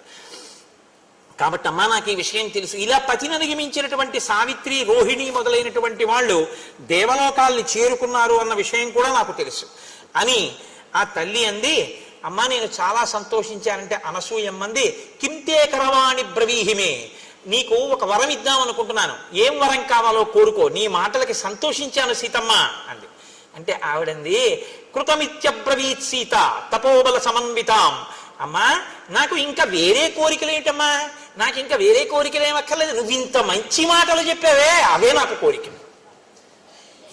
ఈ మంచి మాటలు వినాలని కోరుకోవాలి. కాబట్టి అమ్మా, ఇంత మంచి మాటలు చెప్పావు, ఇంకింతకన్నా వరం ఏమిటమ్మా, నాకేం అక్కర్లేదు అంటే ఆవిడంది, కాదు కాదు, నేను ఏదో ఒకటి చేస్తే తప్ప నాకు తృప్తి లేదు. ఇదం దివ్యం వరం మాల్యం వస్త్రమాభరణాని చ అంగరాగంచ వైదేహి మహార్షం చానులేపనం మయాదత్తమిదం సీతే తవ గాత్రాణి శోభయేత్ అనురూపమసంక్లిష్టం నిత్యమేవ భవిష్యతి అంగరాగేణ దివ్యేన లిప్తాంగీ జనకాత్మజే శోభయిష్యసి భక్తారం యథా శ్రీర్విష్ణుం అవ్యయం. ఎంత గొప్ప మాటలు వేసేస్తారండి మహర్షి నిజంగా. సీతమ్మ, నీకు నేను బట్టలు ఇస్తున్నాను, ఈ బట్టలు నలగవు. నీకు అంగరాగములు ఇస్తున్నాను, ఇవి ఎప్పుడు శోభ తరగవు. అంగరాగములంటే శరీరముల యొక్క అంగముల యొక్క కాంతిని ఉద్దీపనం చేసేవి. ఇప్పుడు ఒక నుదురు ఉందనుకోండి, ఆ నుదురుగా అందం కన్నా నుదుటి మధ్యలో భ్రూ మధ్యమునందు బొట్టు ఉంచుకోండి, అందం దిగుడీకృతం అవుతుంది. ఎక్కడ ఏది పెట్టుకుంటే ఆ అంగములు శోభిస్తాయో దాన్ని అంగరాగం అంటారు. బొట్టు, చందనము ఇటువంటివి. అనులేపనము అంటే ఒంటికి రాసుకోవడం వల్ల శోభస్కరంగా ఉంటుంది. అంటే ఈ రోజుల్లో చెప్పాలంటే ఓ పౌడరు, ఫెయిర్ అండ్ లవ్లీ అనొచ్చేమో. కాబట్టి అంగరాగములు, అనులేపనములు ఇవి ఎప్పటికీ తరిగిపోయేవి కావు. ఓ గంట క్రితం రాసుకున్న పౌడర్ గంట పోయిన తర్వాత కుళ్ళుకంపు వస్తుంది. అలా కాదమ్మా, ఇవి రాసుకుంటే ఎప్పటికీ అలాగే ఉంటుంది సువాసన. అలా ఎలా ఉంటుంది? ఆవిడ తపశ్శక్తి అటువంటిది. కాబట్టి నేను ఇటువంటివి నీకు ఇస్తున్నాను, ఇవి నువ్వు ధరించి రాముడికి కనపడవు. భార్య అందానికి సంతోషించవలసినటువంటి అధికారం లోకంలో భర్తదొక్కడిదే. ఆమె యొక్క అదృష్టానికి సంతోషించగలిగినటువంటి సుసంపన్నమైన హృదయం బిడ్డలందరిది. అందుకే కదా మనకు అమ్మవారు 2 రూపాల్లో ఉంటుంది. శివకామ సుందరి, లలితా త్రిపుర సుందరి. శివకామ సుందరిగా ఉంటే శివుని మనసులో కామం కలిగించగలిగినటువంటి భార్య, ఆయనకొక్కరికే అందం. మనకో లలితా త్రిపుర సుందరి, లోకానికంతటికీ జగజ్జనని, మనకే అమ్మ, ఆయనకి భార్య అయిన అందగత్తె. ఇది ఈ హృదయం కనపడాలి. ఇప్పుడు ఎవరికి కనపడాలి? రామలక్ష్మణుల దగ్గరికి వెడితే రాముడు ఆవిడ్ని చూస్తే నీలతో ఇద మధ్యస్థ విద్యుల్లేకే భువాస్వర, లక్ష్మితో కూడిన నారాయణుడిగా కనపడాలి ఇప్పుడు ఆ ఆనందంతో. లక్ష్మణుడు, అమ్మ మా వదిన ఎంత అదృష్టాన్ని పొందిందో, మా వదినమ్మకి ఇంత అదృష్టం కలిగిందని వదిన పక్కన అమ్మ చేర్చి వదినమ్మ అని మా వదినమ్మ ఇవన్నీ రాసుకొని 10 కాలాలు 5వ తనంతో ఇలా ఉండాలని బిడ్డను కోరుకున్నట్టు సంతోషించాలి సీతారాముల్ని చూసి. లక్ష్మీనారాయణులు లక్ష్మణుడికి కనపడాలి. సీతమ్మని చూసి సంతోషించినటువంటి ఆ శోభని చూసి సంతోషించినటువంటి హృదయపు పొంగు రాముడి ముఖంలో కనపడాలి. ఇవి అలా కనపడ్డాయిట వాళ్ళ దగ్గర. మనం ఎలా బతకాలో నేర్పుతారు. ఓ దంపతులు వస్తుంటే వాళ్ళిద్దరినీ చూసి అబ్బా లక్ష్మీనారాయణుల్లో ఉన్నారని నువ్వు అనగలగాలి. కాకి ముక్కుకి దొండపండు అన్న మాట దంపతుల మధ్య అనకూడదు, గుర్తుపెట్టుకోండి, ఎప్పుడు అనకూడదు. ఆవిడ చాలా బాగుంటుంది కానండి ఆయన బాగుండడనో, ఆయన చాలా బాగుంటారు కానండి ఆవిడేం బాగుండదనో, అంత మహానుభావుడికి ఆవిడ భార్య ఏమిటండనో, ఆవిడికి ఈయన భర్త ఏమిటండనో ఎప్పుడు అనకూడదు. ఎప్పుడూ దంపతుల మధ్యలో ఏమనాలంటే వారు ఒకరికొకరు తగినవారనే అనాలి. అందుకే శంకర భగవత్పాదులు శివానంద లహరి చేస్తే పార్వతీదేవి గొప్ప పరమశివుడు గొప్ప అంటే కళాభ్యాం చూడాలంకృత చికళాభ్యాం నిజతపఫలాభ్యాం అంటారు. ఒకరికొకరు ఒకరి తపస్సుకొకరు ఫలమైన వారంటారు. రుక్మిణీ కళ్యాణం చేస్తే పోతన గారు తగునీ చక్రి విదర్భరాజతకున్ తథ్యంబు వైదర్భయుం తగునీ చక్రికి ఇంత మంచి తగునే దాంపత్యమీ ఇద్దరిని తగులం కట్టిన బ్రహ్మ నెర్పరి కదా దర్పాహ తారాతి అయ్యి అంటారు. ఒకరికొకరు తగిన వారంటారు. పెద్దలైన వారు అలా మాట్లాడతారు. పెద్దరికం లేని చిన్న మనసులు లేకి మనసులు ఇంకోలా మాట్లాడతాయి. నీ మనసుని నువ్వు సుసంపన్నం చేసుకోవాలి. ఈ విషయాన్ని మనకి నేర్పుతుంది రామాయణం. కాబట్టి ఇప్పుడు సీతమ్మ తల్లి ఎంతో సంతోషంతో ఆ బట్టలు కట్టుకుని ఆ అంగరాగములు రాసుకుని ఆ అనసూయమ్మని సేవించింది. సేవించిన తరువాత అనసూయమ్మంది నీ కళ్యాణం గురించి నేను ఏదో విన్నాను, చాలా గొప్పగా చెప్తారు, ఏదో ఓసారి నీ కళ్యాణ ఘట్టం చెప్పండి. అప్పుడు చెప్తోంది కొన్ని రహస్యాలు. ఇవి బాలకాండలో మహర్షి చెప్పలేదు, ఇక్కడ చెప్తున్నారు. తస్య లాంగలహస్తస్య కర్షత క్షేత్రమండలం అహం కిలోత్థిత భిత్వా జగతీం నృపతేహే సుత. కొంతమంది ఏమంటారంటే ఏదో నాగటి చాలుకు దొరికింది, మందసంలో దొరికింది, పెట్టెలో దొరికింది అంటారు. సీతమ్మ అలా చెప్పలేదు. ఆవిడ ఏం చెప్పిందంటే మా తండ్రి గారు యజ్ఞం చేద్దామని భూమిని నాగలి చేత్తో పట్టుకుని దున్నుతూ విత్తనాల్ని చల్లుతున్నప్పుడు భూమి చీరుకున్న తర్వాత అందులోంచి నేను ఉద్ధిత పైకి ఇలా లేచాను. ఆవిడ భూమిలోంచి పైకి లేచింది. సమాం దృష్ట్వా నరపతి ముష్టి విక్షేప తత్పర పాంసు కుంఠిత సర్వాంగీం జనకో విస్మితో భవత్. చేతిలో విత్తనాలు పట్టుకు చల్లుతున్న మా తండ్రి నాగటి చాలు ఆ గాడిలోంచి ఇలా పైకి లేచినటువంటి నా ఒళ్ళంతా మట్టితో ఉంటే గబగబా వచ్చి బిడ్డలు లేని జనకుడు నన్ను తీసుకుని ఒళ్ళో కూర్చోపెట్టుకున్నాడు. కూర్చోపెట్టుకుని మనసులో నన్ను కుమార్తెగా భావన చేశాడు. అనపత్యేన చ స్నేహాత్ అంకమారోప్య చ స్వయం మమేయం తనేయత్యుక్త్వా స్నేహోమగి నిపాతిత. నన్ను స్నేహంతో సంతోషంగా నన్ను కుమార్తెగా చూసి ఒళ్ళో కూర్చోపెట్టుకున్నాడు. కూర్చోపెట్టుకోగానే ఈమె ఆయన కుమార్తె ఏనా దొరికింది తప్ప అయోనిజ.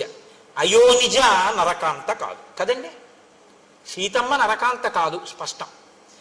నరకాంత అయితే నరుడికి జన్మించాలి, నరుడికి జన్మించలేదుగా. అయోనిజ కాబట్టి నరకాంత మాత్రం కాదు. నరకాంత మాత్రం కాదు కాబట్టి యోని సంభవ కాదు కాబట్టి దేవతాకాంత.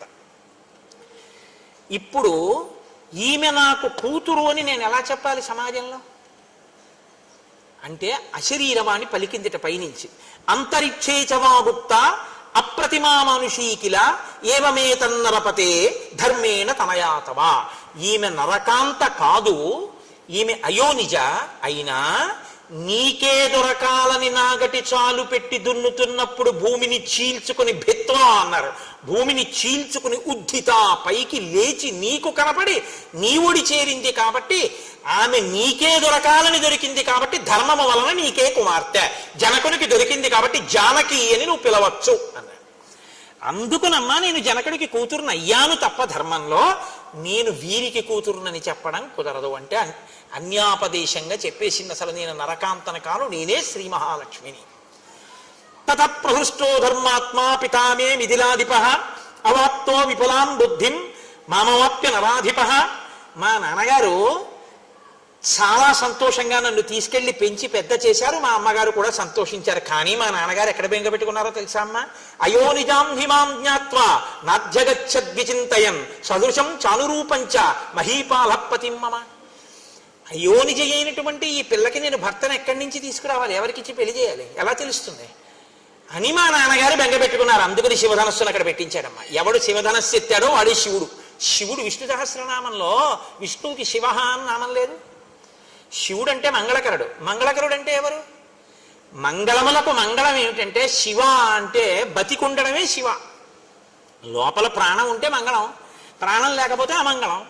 కాబట్టి అంతటా వ్యాపించి లోపలికి కూడా వెళ్ళేటటువంటి వాయు రూపంలో ఉండి అంతటా పరివ్యాప్తమైనటువంటి రూపం విష్ణువు. అంతటా ఉన్నది ఆత్మ, ఆత్మగా ఉన్నది శివుడు, శివుడు విష్ణువు అభేదం. కాబట్టి శివ ధనస్సు ఎవరెక్కు పెడతారో వాడే ఈ సీతమ్మని భరించగలిగిన భర్త. విష్ణువు ఈ లోకంలో నరుడిగా జన్మించాలని గుర్తుపట్టాలంటే శివధనస్సు ఎక్కువ పెట్టాలని విష పెట్టాలి. అందుకని నన్ను వీర్యశుల్కని చేశాడు మా నాన్న. స్వయంవరం ప్రకటించి ఎవరు శివధనస్సు ఎక్కువ పెడతారో వాళ్ళకిస్తాను అన్నాడు.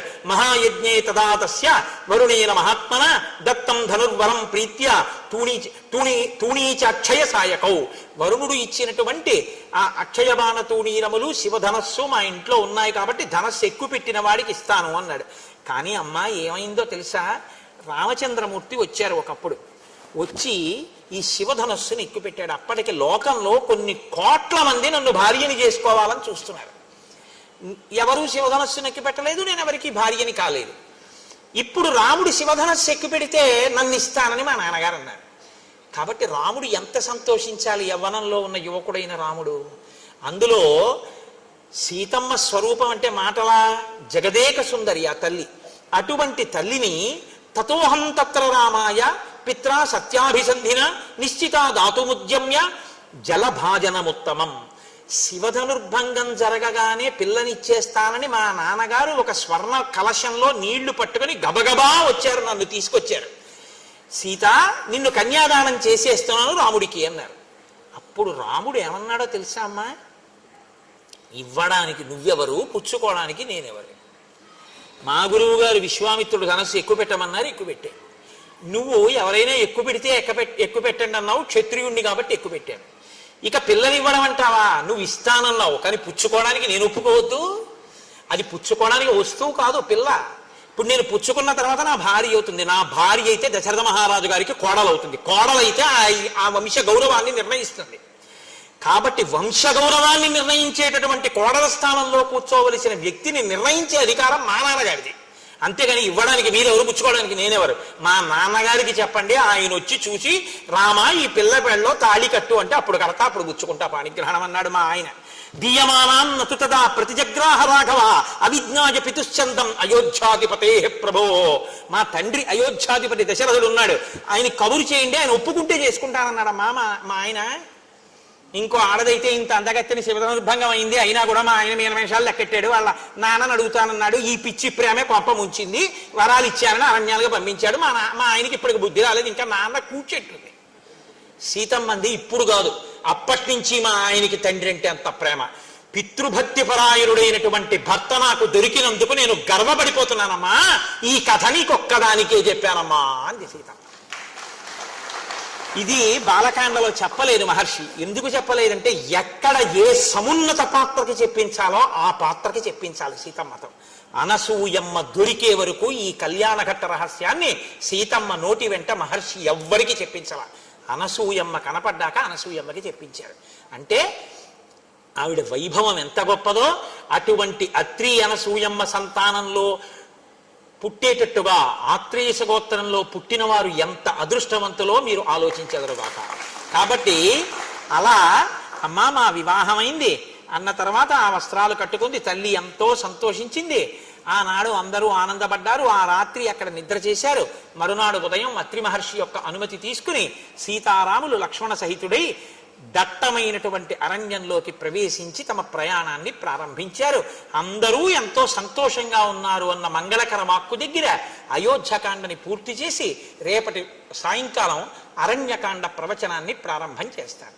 ఎంత గొప్ప గొప్ప మహర్షులు. ఇక అరణ్యకాండే మహర్షి అలా రచన చేశారు. బంధనము అంటే జుత్తు ఇలా విడిపోయి ఉండకూడదు. జటగా ఉన్నటువంటి జుత్తుకి ఇప్పటి రోజుల్లో అయితే దాన్ని ఏమిటంటారు, ఇలా పెట్టే ఆ రబ్బర్ బ్యాండ్ అంటారే, అలా ఉన్నదాంతో ఆ జుత్తు కట్టాలి. ఆ జుత్తు కట్టడం గొప్ప పూజ శాస్త్రంలో. కాబట్టి ఇప్పుడు ఆ తల్లి అనసూయమ్మగా కూర్చోడానికి యోగ్యురాలైన తల్లి, లేదా ఆమె అనసూయమ్మ ఒక ఘనాపాఠి గారి యొక్క ధర్మపత్ని, ఆ తల్లి ఇచ్చేశారు. ఆవిడ్ని తీసుకొచ్చి చక్కగా ఆ పూజ చేయిస్తారు. ఆవిడికి అంగరాగములు రాస్తారు, అంటే ఆవిడికి కూడా పౌడరు మొదలైనవి రాస్తారు. చక్కగా బొట్టు ఉంచుతారు, కాటుకు ఉంచుతారు. ప్రత్యక్ష నివేదన మంత్రంతో ఆవిడ చేతిలో పళ్ళు పెడతారు, ఆవిడ తింటారు, ఆవిడికి తాంబూలం ఇస్తారు. తాంబూలం చాలా గొప్ప సూచన ఐదోతనానికి. అందుకే శంకరాచార్యులు వారు సౌందర్యలహరిలో తాంబూలం మీద శ్లోకాలే చేసేసారు. రణీజిత్వా దైత్యానపహృత శిరస్త్రై కవచిభి అంటూను. అందుకని ఆ తాంబూలం వేసుకుంటారు, ఆ జటాబంధనం పెడతారు, పువ్వులు పెడతారు, ఆవిడ కాళ్ళు కడుగుతారు, కాళ్ళు తుడుస్తారు. తర్వాత చక్కగా ఆవిడికి ఆ పాదములకు పారాణి పెడతారు. అప్పుడు ఆవిడికి పూజ చేస్తారు. అవన్నీ మీ అందరూ చూసి ఆనాడు సీతమ్మ ఎంతటి అనుగ్రహాన్ని పొందిందో మీ అందరూ కూడా అటువంటి అనుగ్రహాన్ని పొందండి. మనకి శాస్త్రంలో నియమం ఏమిటో తెలుసా అండి? 2 కారణముల చేత నాకు అక్కర్లేదు ఈ ఫలితాన్ని అని విడిచిపెట్టేసుకుంటారు. నాకు అక్కర్లేదండి ఇది చూసిన ఫలితం, దీన్ని నేను అంత చూడవలసిన విషయంగా భావించట్లేదు, ఆవిడంత పూజనీయురాలు కాదు, అనసూయమ్మని పూజించాలా, మేము అవమానిస్తాం అనాలంటే 2 పద్ధతులు చెప్తారు. ఒకటి, భక్తి ఉన్న పూజ జరుగుతున్నప్పుడు పక్క వాళ్ళతో మాట్లాడితే మీరు ఎంత పుణ్యాన్ని చూసి పొందారో అది పక్క వాళ్ళకి వెళ్ళిపోతుంది. నేను ధర్మశాస్త్రం చెప్తున్నాను, అందుకే పూజలో మాట్లాడరు, కారణం అదే, పక్క వాళ్ళకి వెళ్ళిపోతుంది. 2, అటువంటి గొప్ప పూజ జరుగుతున్నప్పుడు నిలబడి ఉంటే అవమానించినట్టు లెక్క. అందుకే సభలో నిలబడరు. మీరు చూడండి, ప్రభువు సభ తీర్చి ఉంటే ఎక్కడ ఉచితమైన ఆసనములను అలంకరించిరి అంటారు. ఇక్కడ కూర్చోవడమా ఇక్కడ కూర్చోకపోవడమా అనే ఉండదు, కూర్చుండిపోతారు తప్ప నిలబడి ఉండకూడదు. ఇది విన్నాక కూడా నిలబడితే దాని అర్థం ఏమిటనుకోవాలి నేను? అంటే అనసూయమ్మ పూజ పట్ల మాకు ఆ గౌరవం లేదయా నువ్వు చెప్తున్నావు కానీ అని వారు అంటున్నారని నేను గుర్తించవలసి ఉంటుంది. అలాంటి వారు ఈ సభలో ఉన్నారని నేను అనుకోవట్లేదు. కాబట్టి చోటు లేకపోతే వాళ్ళు ముందుకొచ్చి కూర్చోవడానికి అవకాశం ఇచ్చినాం. ఒకవేళ అక్కడ చోటు లేకపోతే మీరు యథేచ్ఛగా ముందుకొచ్చి కూర్చోవచ్చు నిలబడిన వారు, తప్ప ఎవరు నిలబడి మాత్రం ఉండకూడదు. ఇప్పుడు మనం పెట్టుకున్నటువంటి నియమాన్ని అనుసరించి 10 మాటలు రామనామం చెప్పేద్దాం. ఈలోగా తల్లిని తీసుకుని వస్తారు. ఏరండి ఆ తల్లి ఏరి? ఆవిడ్ని తీసుకొచ్చి కూర్చోబెట్టండి, మేము 11 మాటలు రామనామం చెప్పేస్తాం ఈలోగా. మంగళ వాయిద్యమా? అయితే 1 నిమిషం ఆగండి, నేను రామనామం చెప్పాక చెప్తా. కోరి కొలిచిన వారికెల్లను కొంగు బంగారు రామనామము, రామనామము రామనామము రమ్యమైనది రామనామము, వాద భేదాతీతమగు వైరాగ్యమే శ్రీరామనామము, రామనామము రామనామము రమ్యమైనది రామనామము, ఆంజనేయుని వంటి భక్తులకు ఆశ్రయము శ్రీరామనామము, రామనామము రామనామము రమ్యమైనది రామనామము, నీలమేఘ శ్యామలము నిర్మలము శ్రీరామనామము, రామనామము రామనామము రమ్యమైనది రామనామము, జానకీ హృత్కమలమందున అలరుచున్నది రామనామము, రామనామము రామనామము రమ్యమైనది రామనామము, 3 నదులను దాటు వారికి మోక్షలక్ష్మియ రామనామము, రామనామము రామనామము రమ్యమైనది రామనామము, భక్తితో ప్రహ్లాదుడడిగిన వరములు సగెను రామనామము, రామనామము రామనామము రమ్యమైనది రామనామము, ఎందరో మహానుభావుల డంగమాయను రామనామము, రామనామము రామనామము రమ్యమైనది రామనామము, కోటి జన్మల పాపమెల్లను రూపుమాపును రామనామము, రామనామము రామనామము రమ్యమైనది రామనామము, పాలు మీగడ పంచదారల పక్వమే శ్రీరామనామము. రామ మహేశ్వర బ్రహ్మార్పణమస్తు. స్వస్తి. అయ్యా తీసుకురండి.